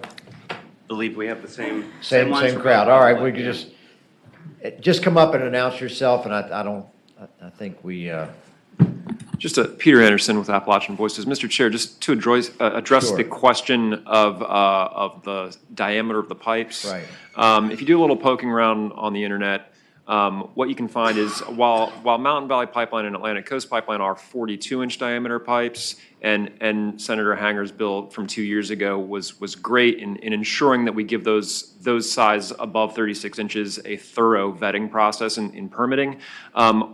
If you do a little Googling, what you find is the majority of interstate natural gas transmission lines across the country are in the 24 to 36 inch range. So as the law is written today, we're only getting that thorough vetting with the VWP and the upland certification if it's greater than 36 is how the law is written today. And so I think part of what the bill would be an improvement on current law is that when there's more projects coming down the pike from West Virginia and Pennsylvania, the Ohio River Valley, is that we'd be able to take that thorough review that DEQ and the Water Board did in 2017 and apply that thorough review to other large interstate transmission lines in the 24 to 36 inch category. And so I'll leave it there, but we support the bill. Thank you. Chairman and Committee, Jessica Sims, Sierra Club Virginia Chapter. We support the bill because it strengthens existing protective measures on projects that are interstate gas lines. It strengthens existing standards. It's more broadly in the interest of public health. And we ask that you please support this bill. Thank you. Mr. Chairman, members of the committee, Kendall Crawford, Virginia Interfaith Power and Light, we support the bill. Mr. Chairman, members of the committee, Harrison Wallace, Chesapeake Climate Action Network Action Fund, and we support the bill. Mr. Chairman, still reeling a little bit from the last vote, but I would like to mention that Virginia Conservation Network is also still very much in support of this bill. Thank you. Mr. Chairman, Mike Town, Virginia LCV, we support the bill. Okay, opponents. Senator Mr. Chairman, Morrison. Rob Shin with Ecotrans Midstream. Won't trespass on the committee's time very long. If you didn't like the last bill, you're probably not going to like this one. As Senator Hanger mentioned, back in 2018, there were two stakeholder compromises, one on his bill with upland certification. The stakeholders came together and agreed on the 36-inch language, so we'd only capture those very large projects for the extra requirements. Senator Deeds had a bill on stop work orders, and it was the consensus of that compromise that DEQ, the experts and professionals at DEQ out in the field would have the ability to issue stop work orders when they saw something that wasn't going right. This bill would give that authority to the board, which is, you have a 7-member citizen board, they meet quarterly. It just defies common sense that they should be the ones issuing stop work orders. We've seen a lot of disruptions at the water board meetings, incredible pressure put on the board members. Heather Wood, who was the vice chairman of the water board at the time, day before a very consequential vote, had a banner put on the porch of her house that was anti-pipeline, which she was quoted in the Virginia Pilot said was an effort to intimidate her. So we don't want to put more pressure on these water board members. Let the department be the experts and make these determinations. Thank you. Okay, thank you. And all the folks in a row, I didn't put you on the timer, but just be very brief because obviously we've heard this. Sure. Thanks, Mr. Chairman. Terry Durkin representing the Roanoke Regional Chamber of Commerce. We have concerns with this bill, particularly how it could affect our area's ability to receive natural gas via 2 direct taps to fulfill regional needs, including Carillion Hospital and the Summit View Industrial Park in Franklin County. Okay, you don't need to read anything. I think you told me enough. Okay. Thank you. All right. Thank you. Mr. Chairman, committee members, my name is David Butterworth. I'm a business agent for Pipeliners Local Union 798. We're the folks that weld the pipelines together. I'd like for just a little bit of time here. If you want to shut me down, shut me down. I'm going to shut you down. I'm Okay. not being disrespectful. Okay, but no just, problem. If you're opposed, just say you're opposed. Okay, I'm opposed. Thank you, sir. Mr. Chairman, Virginia Petroleum Council, we're opposed. Yep. Mr. Chairman, Patrina Jones-Rubleski with Columbia Gas. We oppose, and also Scott McGeary of Washington Gas has asked me to oppose on their behalf. Yep, gotcha. Mr. Chairman, members of the committee, Felix Sarfo Tonga with Dominion Energy, we oppose the bill. Tyler Minnick from the Virginia Chamber of Commerce. We're opposed to the proposal. Morgan Whalen with Virginia Natural Gas, and we're also opposed to the bill. Mr. Chairman, Brett Vassy, VMA, we oppose the bill. Mr. Chairman, David Clark, representing the Virginia Oil and Gas Association. We are also opposed to the bill. And Mike Carlin on behalf of TC Energy in opposition as well. Okay, all right. Delegate, you get the last word. Mr. Chair. Oh, we have a question from Senator Morrissey. Delegate Hurst, no. Is the State Water Control Board is a group of very dedicated, concerned citizens, is that right? Mr. Chairman, to the Senator, I would say so. Right. And is there any appeal from, under this legislation, that would move from the DEQ having the authority to shut a project down to the State Water Control Board? Is there any appeal of right? And if so, to whom? Mr. Chairman, to the Senator, this would not take away, it would, from DEQ, any power or ability. It would just confer it to also include the board. Their right to appeal, I think, would go through the normal court process that we also have, through the APA for other such, administrative matters. Is there another example that you can direct me to where a board similar to the Water Control Board, any state board, has the tremendous power that this legislation would give the State Water Control Board to shut a program or a project down? Mr. Chairman, to the Senator, not maybe as tangibly as we can, as this one might be, but I think that we have citizen boards all across the Commonwealth. I chair a subcommittee, professions and occupations, an administrative process in general laws in the lesser chamber, and the Department of Professions and Occupations and its board has a wide latitude to control workforces and control the ability of individuals to freely be able to operate their business or to hold a license. And so I would say that maybe not in terms of scope for a huge project, but we should only be concerned about citizen boards that have a whole army of people in opposition to their actions, or we should also care about the responsibility of citizen boards that could impact your life as an individual or my life as an individual. So, while this bill would empower the board to do something that is a departure, to say whether it is so great of a power that it would be greater than the ability of another citizen board to impact another Virginian's life, I think is indeterminate. Okay. All right. Thank you, Delegate. And I'll just say again, I think you've had your day in court, and I think you've done an excellent job articulating the position. I just, again, have a concern about having a part-time citizen make this type of stop work on a $1 billion project, and I'm more than sympathetic to the underlying issue. I don't think you can have a civilian board have that type of power, but again, that's just me. All right, we operate by motion. Move PBI. Second. All right, we have a motion, second to PBI. Clerk, open the roll.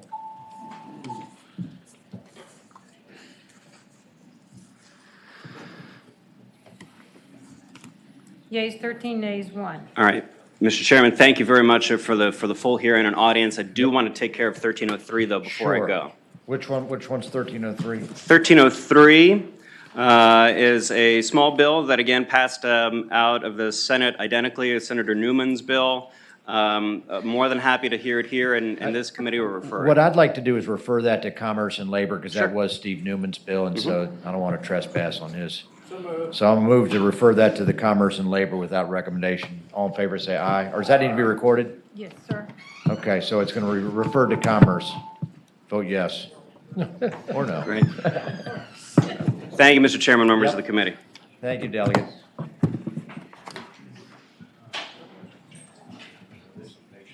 Yeas 14, nays 0. Yeah. All right. First of all, I want to thank the delegates that have been sitting there super patiently. I have Tyler, I have Plum, who in this time has become the most senior member of the House of Delegates.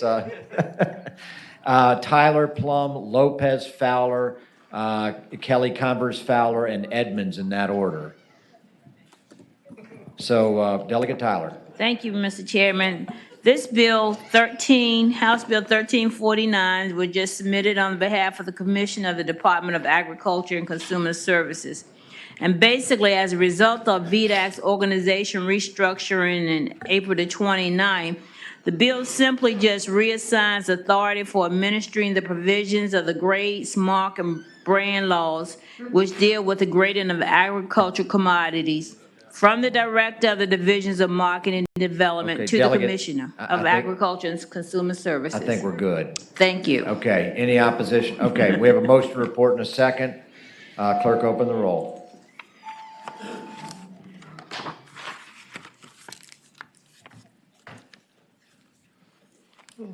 Yeas 14, nays 0. Thank you. All right, you're reported.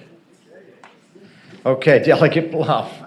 I apologize, I had no idea that it was going to shake out that way. Mr. Chairman, in the committee, you have been very generous with me. You've taken care of 3 of my bills already in this session. So Okay. there's one additional bill, it's an agency bill to extend the lifetime of the State Trails Advisory Committee, which would expire in 2021 to 2027. Okay, you could have just left that with our. Well, I follow your rules. All right, any opposition whatsoever to this bill? All right, we have a motion. Second. We have a motion and a second. It is Senate Bill 886, State Trails Advisory.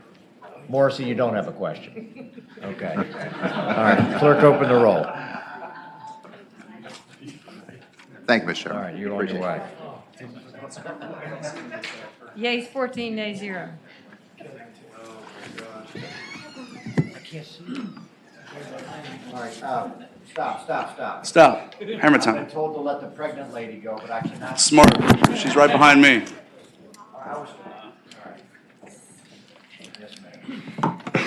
Thank you, Mr. Chair. Yes, ma'am. HB 859. My bill, HB 859, directs a residential property owner who knows a privately owned stormwater management facility is located on the property to disclose the long-term maintenance and inspection requirements to the purchaser. Homeowners are often unaware that their property has a stormwater maintenance facility, and when I say stormwater maintenance facility, I'm referring to those ponds, the BMPs. We refer to them as BMPs. Sometimes they're dry ponds, and this has happened quite a bit. There's over 1,000, there's about 1,000 of them in Virginia Beach that don't have maintenance agreements. And the ones that do, there's about 1,000 that do, they actually don't know when they purchase a home. There's no requirement to tell someone if you've signed that you agree to maintain around this BMP so it doesn't clog up, so it services the entire neighborhood. There's no requirement to tell anyone. So this actually bill would make it an affirmative obligation to disclose that to the new purchaser in, when they're buying a home. We did amend this in committee, and so that we would have actual knowledge. The realtors helped us with that amendment. And this bill eliminates the risk of unknowns for the home buyer. The bill does not remove Virginia as a buyer beware state, and it does not prevent home buyers from purchasing a home with a stormwater maintenance facility. This proposal protects all parties involved in the home buying process and allows the home buyer to receive proper information. And thank you for considering this important legislation. Okay, anybody here to speak in support or opposition of the bill? Mike? Mr. Chairman, Mike Town, Virginia LCV, we support the bill. Okay, Peggy? Mr. Chairman, members of the committee, Peggy Stanner, Chesapeake Bay Foundation, we support this bill. Quick question of the patrons. Senator Marsden. Kelly, the question I have is, suppose this is on the property, you bought the property, it's there, you know nothing about these things. Would you have to hire somebody who could give the buyer, when you sell it, the accurate information? Or would you be able to just kind of, I would hate to see somebody just trying to take a guess at it. Would there have to be a professional evaluation? Absolutely, Mr. Chair. Absolutely, Senator. You would have to know it to be actual knowledge. In most cases, there is a signed agreement by the buyer. In one case that I know of who testified in the housing subcommittee, they did know, and the builder had signed off, but it was never transferred over. The maintenance agreement was never told to the new buyer. So there would have to be actual knowledge. They would have to have signed a maintenance agreement. Thank you. Thank you, Mr. Chair. Okay. All right, anyone in opposed or support? Just, all right, all in support. Okay. We got a motion. Do I have a second? Yeah. quick question too. I just wondering where it says in line 100 to 106 that you've got to disclose this, and the disclosure would be provided on a form provided by the real estate board on its website. Are they a private group, or is that a state board? Mr. Chair, I'm sorry. The question was a form provided by DPOR?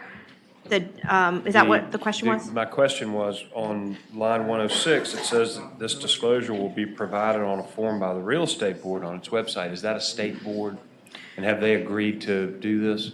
Mr. Chair, that would be the DPOR, and they already create these forms already. For all the forms that are in this section of the code for the buyers, for purchases of real estate, that's already listed there. There's about, there's 4 or 5 already. There might be 6, So but it would be under- listed with those. They're under DPOR. And Yes. And they agreed to do this.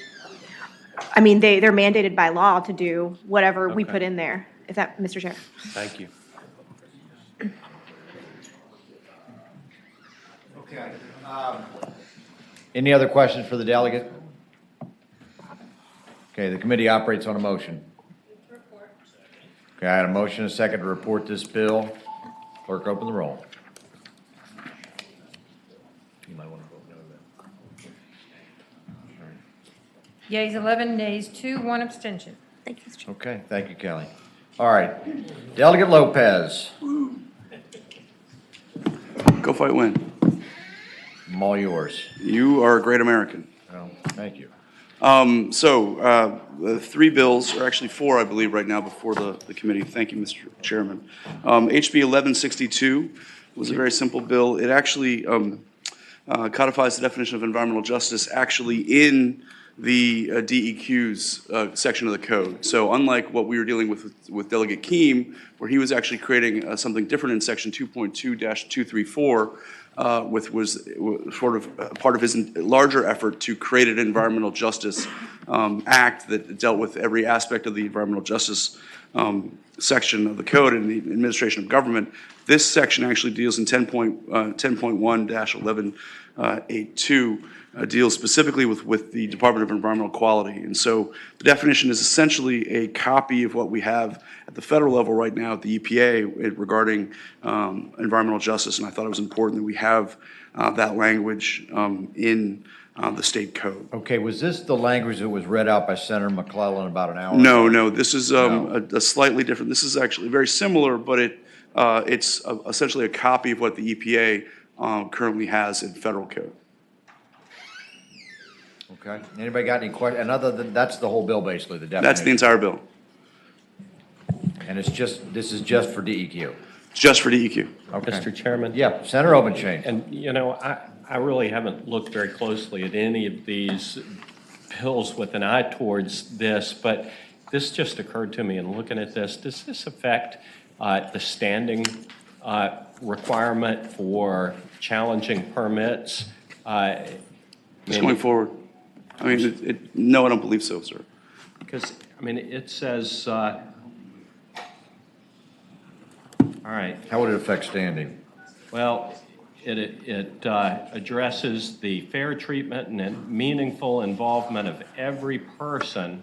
And I guess you're talking about every person with standing, irrespective of any of the classifications listed in there.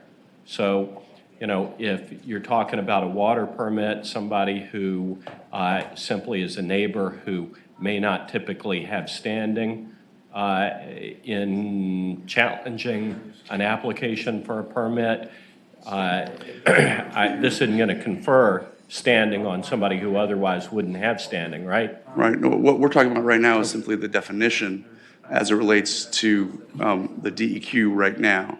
So environmental justice, if you want a broader definition, deals with sort of a newer area of environmental law where you're talking about the penchant in the 1960s and 1950s and 1970s for chemical companies to build their chemical plants in the Mississippi River Valley right next to an African-American community because they wouldn't complain as much.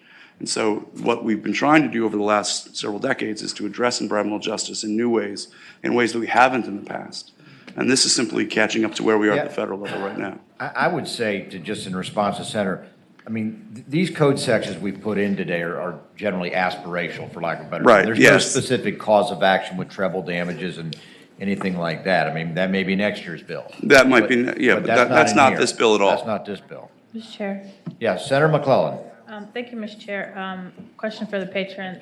Looking at your definition of environmental justice compared to the definition in the broad policy we adopted earlier in Delegate Keem's, they're identical except his includes income, faith, or disability. Do you have any objection to including? I have no objection to adding that language. Okay, Mr. Chair. Yes, ma'am. I would move that on line 18, Right. after origin, we insert comma, income, comma, faith, comma, or disability. Income, comma, faith, comma, or disability. Yes. And Will then- actually be income, comma, faith, disability, or you already have income. Oh, I'm sorry, after, yeah. So after. National income- origin or income, yeah. Yeah, after income, insert faith or disability. Okay, so it'd be Okay. national origin, comma, income, comma, faith, or disability. Is that your motion? Yes. Okay, I've got a motion and a second to add those additional words, so it'll read national origin, comma, income, comma, faith, or disability. All in favor of that amendment, say aye. Aye. Any opposed? All right, the amendment is adopted. All right, the bill is in front of us as amended. Again, this is an aspirational bill. Second. We got a motion and a second to report the bill. Clerk, open the roll.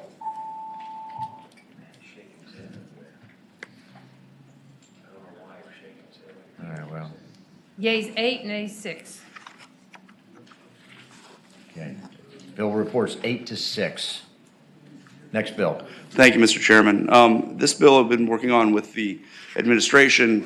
It also is dealing with the Department of Environmental Quality specifically regarding their statement of policy. Basically, it modernizes the DEQ statutory policy statement to specifically address issues like emerging environmental contaminants and what they pose to significant threats to public health and the economy, and climate change.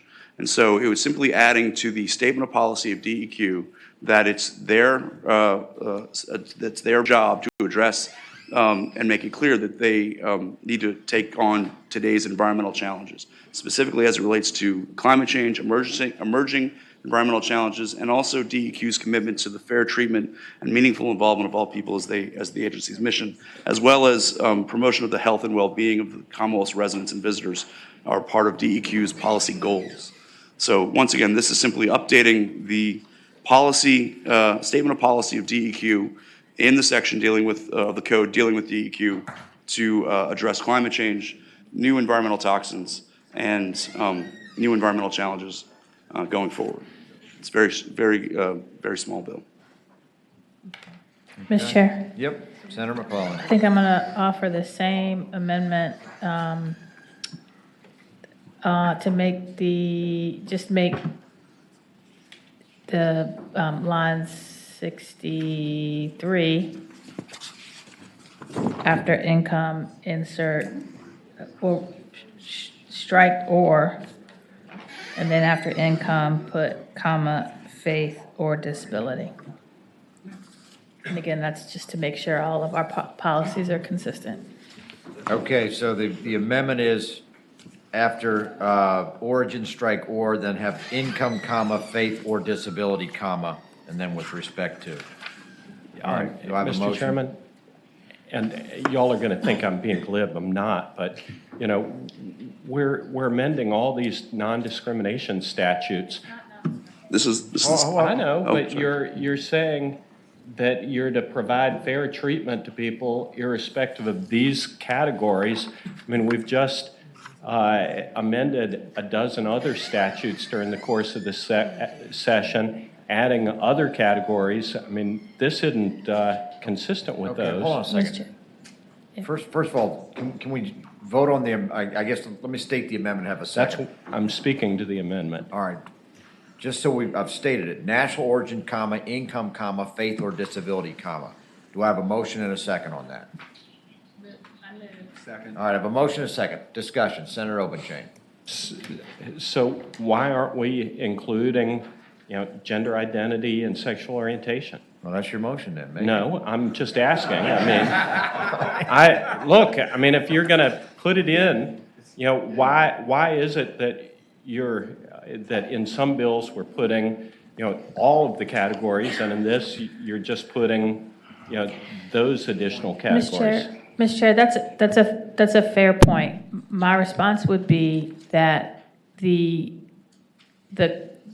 point of environmental justice is addressing where communities live. And communities have been segregated based on the factors that we have in here.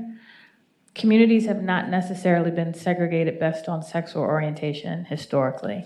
And so the idea here is, historically,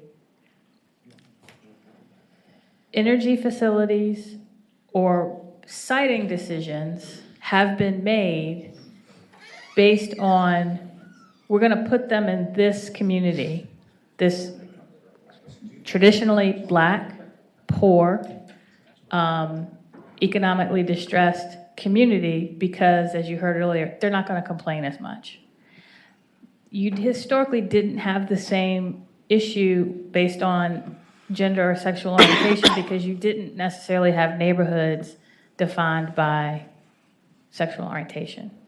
So, but so if you want, I mean, I'm fine with adding that, but I think the reason that they included faith or disability is you tended to have communities and neighborhoods or buildings or apartment complexes that were specific to disabled communities, or where you had certain faith-based communities together, like the Amish, but you didn't necessarily have, a lesbian neighborhood or a gay neighborhood. Right.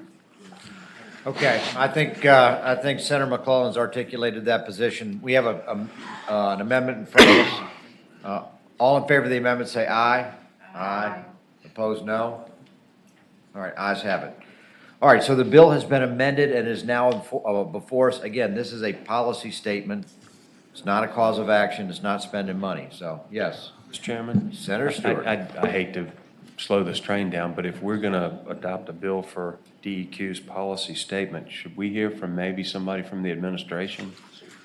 I don't know. Or maybe they don't have a dog in the fight. As I said before, I actually was working with the administration on this, Senator Stewart. Okay, well, it's going to shock you, but sometimes we make the policy. We don't need to talk to them. All right, we have a bill in front of us that's been amended. All right.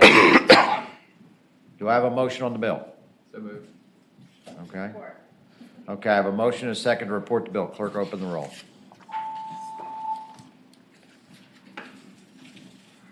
You have Monty's?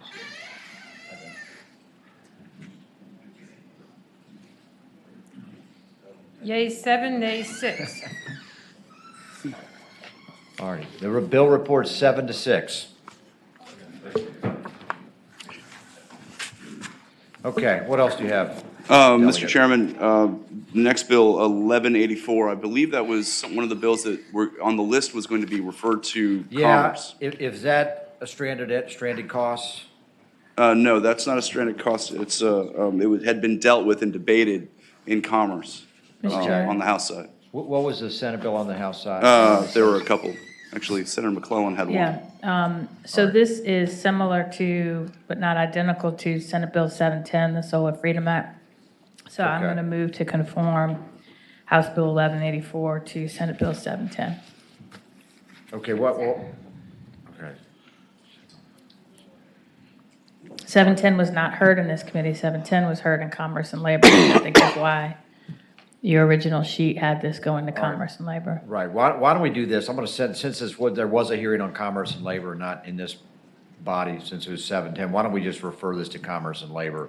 Thank you, Mr. Chairman. I think that's what I wanted to do. All right, thanks. All right, we have a motion and a second to report this 1184 to Commerce and Labor. Go ahead, open the roll.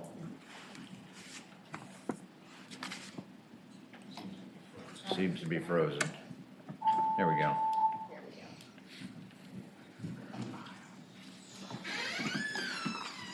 Yeas 13, nays 0. Okay. Thank you, Mr. Chairman. And then Yep. finally, I had a bill that was a near cognate of Senator Obenshade's bill dealing with dairy producer margin coverage premium assistance That program. was done. I think we already sent this one out of here. Oh, to finance. Is that correct? It went to finance, correct? All right, I think thank we you have very money much. for this. All right. Appreciate your time. You're good. Thanks. Okay, Delegate Fowler. Sir. And just, I have Edmonds, Tran, LaRock, and Ferris in that order.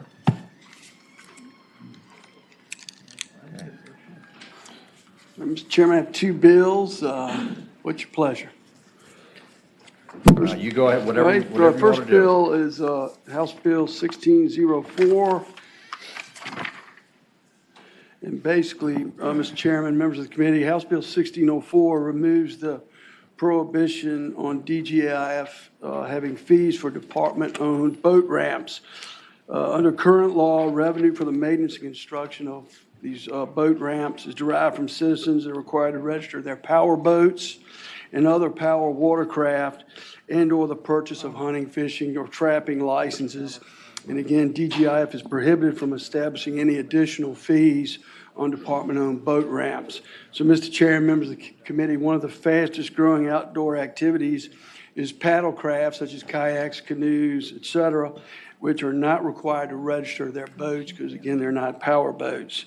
And as we all well know, the maintenance on our boat ramps requires revenue, and it also, and of course, the expansion of access to rivers, streams, and lakes also requires funding. So again, House Bill 1604 attempts to address the funding by allowing DGIF to include paddlecraft into an access permit that other people use for when participating on DGIF property. So again, it's and the bill also exempts if you have a paddlecraft but you register other boats or have a hunting or fishing license or whatever, or under 16, you would be exempted from having to purchase an access permit. Again, I have the director and Tom here from DGIF to speak any specific questions, but that's essentially what the bill does. Okay, is someone here from DGIF? Come on forward.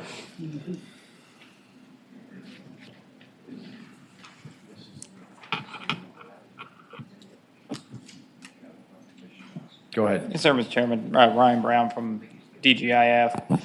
We don't have a position on this particular bill. I'm happy to take any questions that you have. What the bill seeks to do is basically line up boat ramps with wildlife management areas. Currently, to make use of wildlife management areas, you either have to have a hunting or fishing license or a boat registration or buy an access permit, which is $4 per day or $23 per year. And there's an exemption in code that you see in the section in front of you for use of boat ramps. And this, the effect of this legislation would just to make DGIF maintain boat ramps have the same status of wildlife management areas, and that you'd have to have one of those 4 items in order to use the boat ramp. So you can be a passenger as long as you're not the owner. Mm-hmm. What if you just go swimming? Actually, we don't have swimming at the boat ramps, although we know people do it, but all right, it's a technical matter. Sure, I never did that. Okay. All right, anybody got any questions? We operate by motion. Okay, we have a motion to report, second. Okay, open the roll. All right, try the next one. Yeah. Yeas All right. 13, nays 0, abstentions 1. All right, thank you, Mr. Chairman. The next bill is House Bill 449. And again, Mr. Chairman, members of the committee, what this bill is designed to do is kind of go after the really bad actors, okay, within the hunting and fishing. And so, so what this bill does essentially, it's kind of like 4 sections here. House Bill 449 seeks to accomplish in the first section of the bill, if a citizen has been found guilty of violating a hunting, fishing, or trapping law a second time within 3 years of a previous conviction, or any provision or ordinance related to the dumping of trash, refuse, littering while engaged in hunting, fishing, or trapping, such license shall be revoked by the court, and such person cannot apply for a license until 12 months from the date of the conviction. That's already existing law. Okay, what this bill will do, if found hunting or fishing or trapping during that prohibited period, the person would be guilty of a Class 2 misdemeanor. That's already the law. But 449 would provide the court with the discretion to revoke the license for an additional period of 1 to 5 years. So that's the first thing. Another section is unlawful killing of the bear. Currently and still a Class 1 misdemeanor, but the court would also now have the discretion for illegally killing a bear, revoke the hunting, trapping, or fishing license for a period of up to 1 to 5 years. The taking of game or fish during the closed season or exceeding bag limit, currently and still a Class 2 misdemeanor. But again, this is for repeated violation. The court would have the discretion to also revoke the license for a period of up to 1 to 5 years.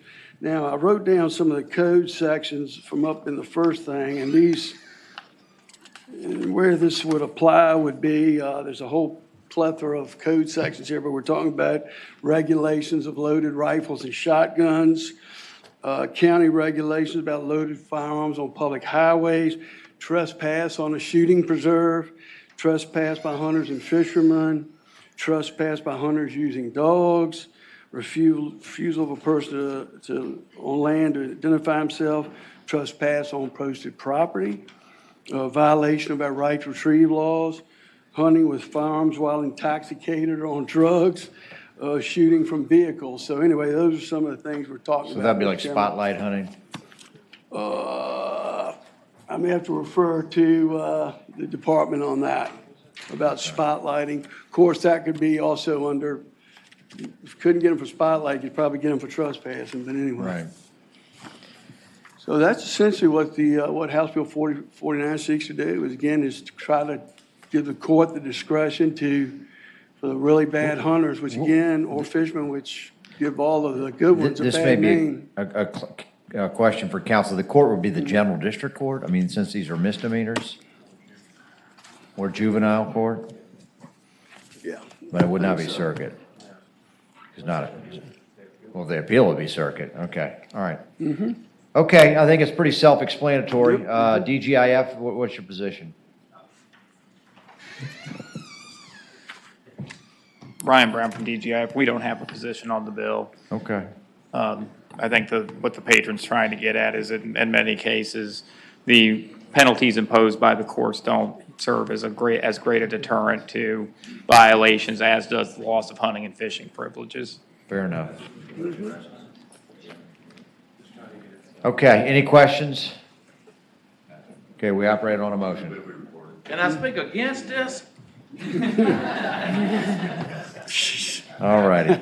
We have a motion and a second. The bill re-reported. Clerk, open the roll, please. 449. Yeas 15, nays 0.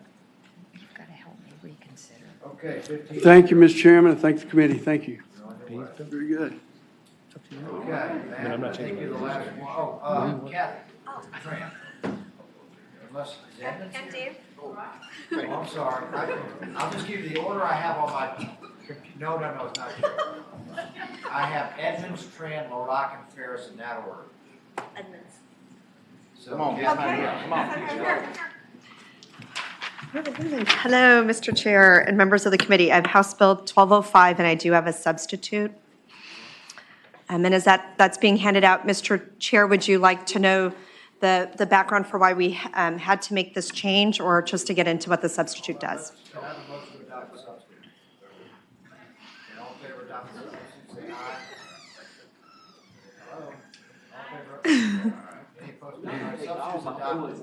Kathy, why don't you tell us first of all what this bill does, and then secondly what you care to the substitute? Sure. So the goal of this bill is when materials are spilled into our public waters is to help figure out when is best to notify the public of those instances.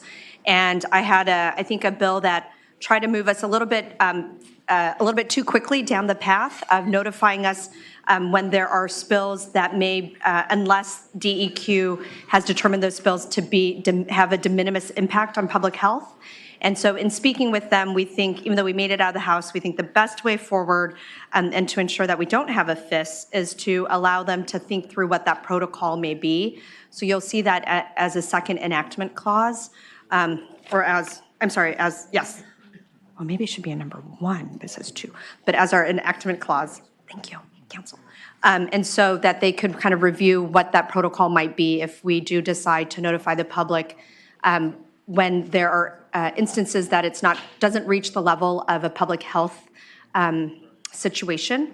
So what this bill now does is just expand the communication methods by which DEQ would notify the public of a spill once VDH has made a determination there's an effect on public health, which is the current process. And it would expand the notification from just local newspapers to also include television stations, radio stations, and official social media accounts and notification lists. And the reason for that is, right now, many of us receive our news via lots of different ways, and a lot of local communities no longer have a daily paper. And so we want to make sure we're reaching as many Virginians as possible when there's a situation that impacts public health in the waters. Can you explain this second enactment clause? I'm getting a headache trying to read it. Yes, sir. A proposed I'm reading Robinette 2. A proposed implementation procedure of subsection B of section 62.1-44.19:6 of the Code of Virginia were to be amended to require dissemination to media outlets, social media accounts, and email distribution lists of all discharges reported, I assume, pursuant to the language of the bill. Okay, so basically it's just a proposed implementation procedure of the bill. Is that correct? The enactment clause would be what we had hoped the bill would do at this point, but we're not ready for it to do it. So what it basically says in plain English is if we require DEQ to notify the public of unpermitted spills into the water that reach the level, that were kind of like questionable, and you would want to know it if your dog was going to swim in it, or you were going to go boating or swim in it yourself or go fishing, but did not yet reach the level of a public health, that was not yet identified as a public health situation. So, Mr. Chair. Okay, go ahead, Senator McClellan. Yeah, so section B right now only requires I get it. spills to be reported if Department of Health says it's a public health hazard. She's trying to figure out, well, we want all of them reported, but tell us how you would do that if you had to. That's what the enactment clause says. This was the original bill, basically. Yes. Okay, now I got it. All right. But I didn't fall in love with it. Okay. Just all right. liked it. Okay. Any comments or questions for Delegate Tran? I think it's a good bill, All Mr. right. Chairman. I'm ready to Okay, make a motion. You pass the Favolos, Steph. I move to report the bill. We do have a question. Yes. This is a good question. Would this include all the CSO, where we have the sewage overflow events? So currently it would, but it would only be in situations where the Department of Health has determined there is a effect on public health. So what the bill does in the substitute is just expands the notification methods, right? So right now you just have to tell people by newspaper, and it expands that. But it doesn't change the criteria for when you have to do the notification. Okay. That's right. Yep, Senator Stewart. So, thank you, Mr. Chairman. So Delegate, it wouldn't, these CSOs, Richmond and Alexandria currently, have to, under their consent decree, they have to report every time there's an event, and you can sign up to be on that list. It doesn't affect that? I know the director is also here, and I can phone a friend for that. No. Thank you. Okay. Senator Morrissey. Delegate, we had a pretty robust debate a week ago, maybe a little shorter, regarding CSO discharges and how it affected certain portions of the James River Appomattox. I'm wondering, does this legislation,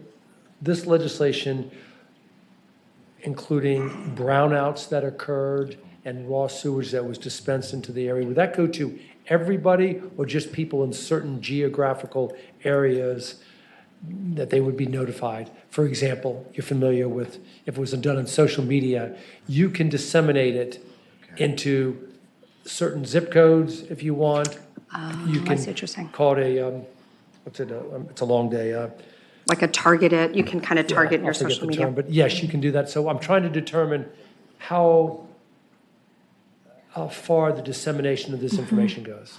Mr. Chair, if I may, I would, I think our goal clearly is to make sure that the locality is aware, but I think also, and it, would depend on how DEQ carries that forward, but also in their notices is to say, this happened particularly in, Henrico County or something like that, right? And so in their announcement also to help target who should be paying attention to it too.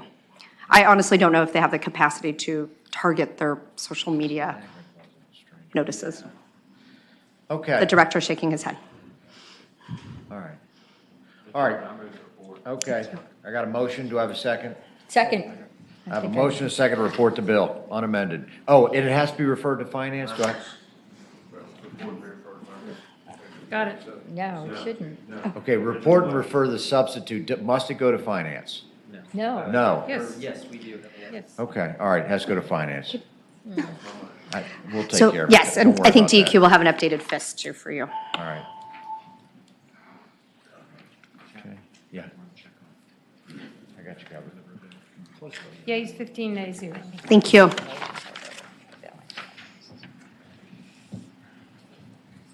Mr. Chairman, Yes, ma'am. when you get to the end of the docket, before we conclude our meeting, I have a motion to make. Okay. All right, we may almost be there. Delegate Ferris. Or actually, LaRock, I'm sorry. LaRock. What have I done? Sorry. Come on. You know what, you're last. I think his bill.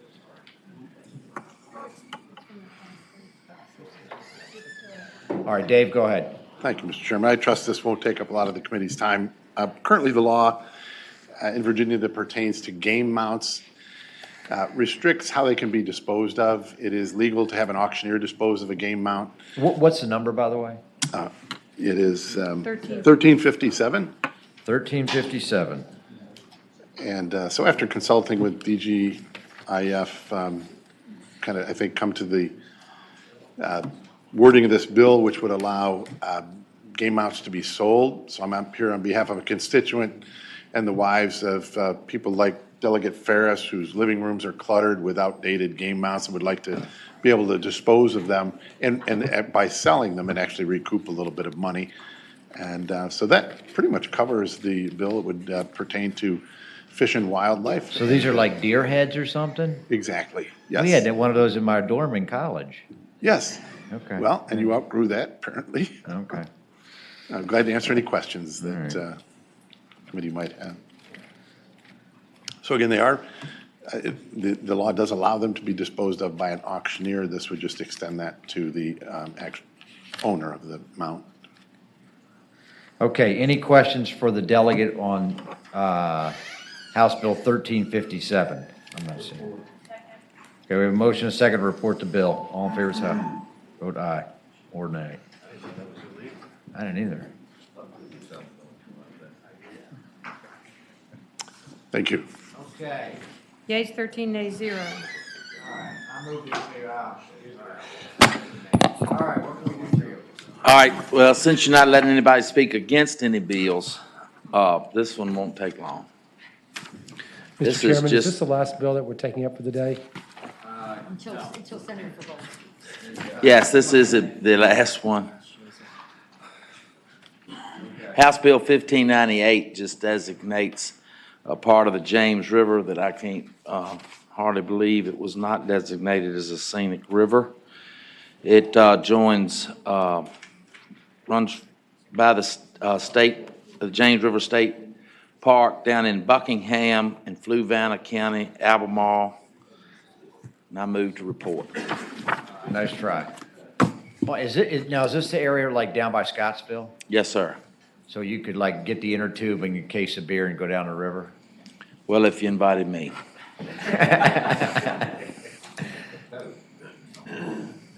All right. Any questions for the delegate? Any opposition? I just wonder why Senator Morrissey voted for the bill dealing with all that outlaw hunting and fishing and stuff. All right. He's got a place on the James River. All right. Okay, we've got a motion and a second to report House Bill 1598. Open the roll, please.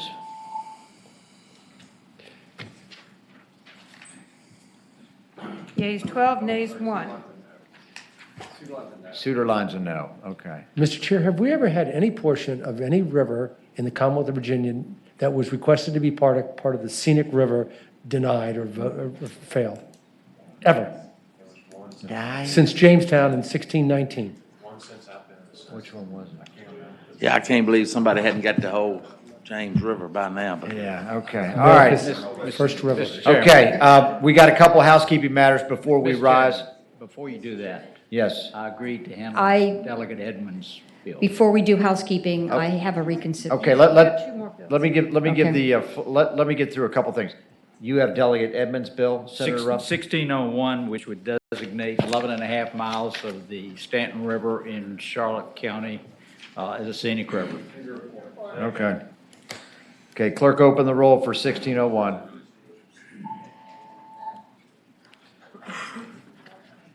Okay, and then we had Delegate Reed's bill, which was 714, which was the Virginia Energy Plan, and that should go over to Commerce.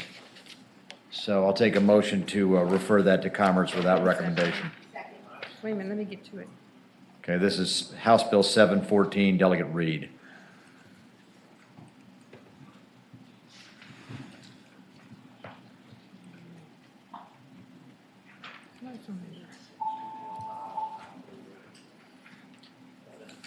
Okay, Yeas 12, nays 0. 12 to 0. And then we have a motion from Senator Favola.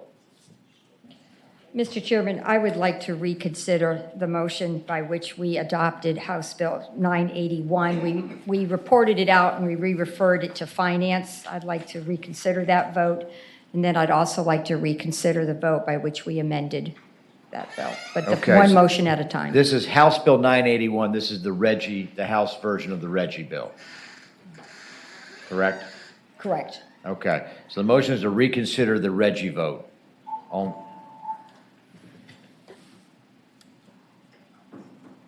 Okay, so the Reggie bill is back before us. Mr. Chairman? Yep. I would like to reconsider the amendment that Senator Obenshain had offered to the Reggie bill, to this House Bill 981. Okay, so this was the Obenshain amendment to the Reggie bill, which had to do with the, all of the emission credits and all of those Right. things. I'd like to reconsider that vote.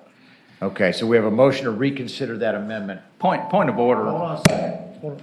Yep, point of order. Senator Is- Ruff. Is there a requirement that the person making that motion voted for it to begin with? or- Did you vote on the prevailing side? Yes, I did. Okay, she did vote on the prevailing side. Thank you. All right, so the motion's been made to reconsider by which we adopted the Obenshain amendment to Reggie bill. That's right. Open the roll.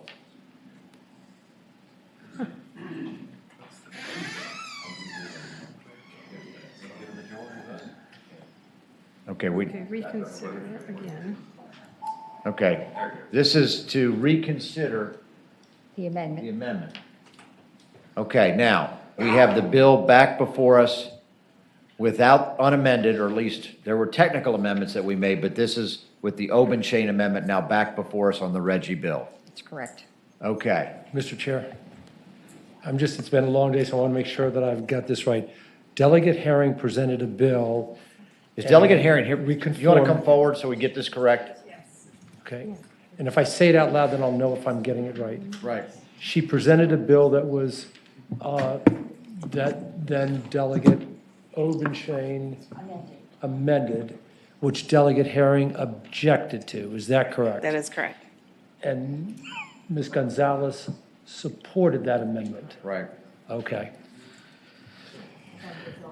Okay, so the bill is back before us. There were, and just so we're 100% clear, there were technical amendments we made that were not objected to. This was the disputed amendment, that was the Obenshain amendment that had to do with whether or not we added the additional language as argued by Ms. Gonzalez. Okay, that's back before us. Our Senator, you want to remake the motion? We reconsidered the report. So We reconsidered the amendment. Right. So We did? So the bill's Well, back before. I moved the amendment. Okay, so we have a motion and a second, and we might as well, so this is, if you vote yes, it's to adopt the Obenshain amendment. If you vote no, it's to not adopt the Obenshain amendment. Clerk, open the roll. We're voting no on the Hashmi amendment? Hashmi wants to vote no on this. Well, who's got her proxy? I thought no to the amendment. She does, doesn't I've she? got Hashmi. Hold on a second. She said no. Okay, hold on, guys. Let's strike the vote and start over. All right, and next time we're gonna do this viva voce, guys. All right. This is no to the amendment. Ready? Yes or no to the, Yes, you want I no want to yes. the amendment. Barbara, you're yes on the amendment. Excuse me, I'm sorry. Do I need to clear it again? Barbara, why are you yes? No to the amendment, right? We're voting no to the amendment. Right, but you said Okay, yes hold on on a the board. second. Morrissey did. You know what? I can speak for myself. Okay. Here, I'm gonna speak for myself, all right? And I'm gonna need some direction because I'm getting a little frazzled. But late. I did not like the amendment that was added to before with Senator Lewis's bill, and I wanted to be consistent, all right? So I did not want to, I believe I voted the first time no to this amendment. Okay, all right, pretty clear Right. about that.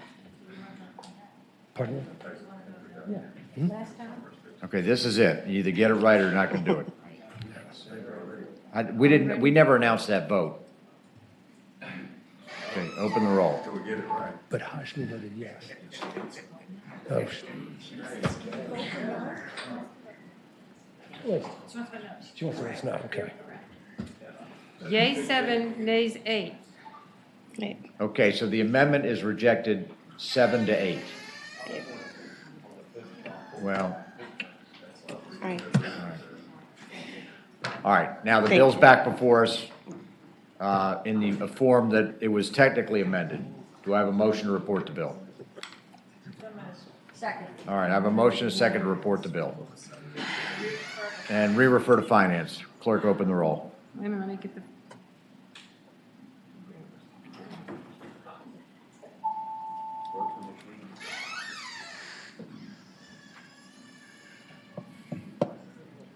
Yeas 8, nays 7. Right.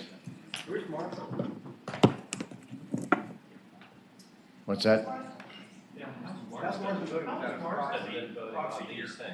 Well, No, that's true. Who voted it? I'm voting Marsden. All right. All right, tell you what, Mr. Chair? Yeah, I don't feel comfortable with what's been done in the last 10 all right, minutes. fair enough. All right, hold on a second. Write down this bill's, let's just take it by for the day. I don't.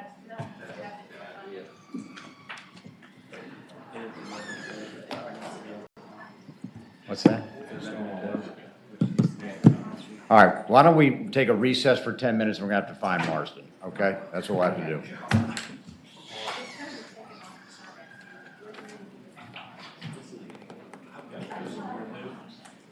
All right, can somebody find Marsden? Does anybody have his number in there? I don't have Marsden. Do you have his number? What's that? Yeah, the whole thing will be You didn't want the amendment. Right. And I did not want the amendment. So right now, the bill is in the same form it was before we took all that. Marsden left the room a few minutes ago. He had his vote roll open. He asked me to vote for him. He did not formally give me a proxy, but he did tell me to vote for him. But I get it, it's a disputed issue at this point, so he's got to be here physically. I don't know if he went to the bathroom, he went up to his, well, we got to either get the tape here or else we're just going to keep, why don't we just keep those? I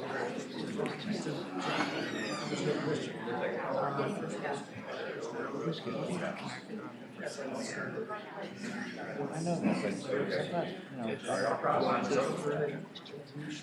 all right, can anybody find Marsden? I don't have his.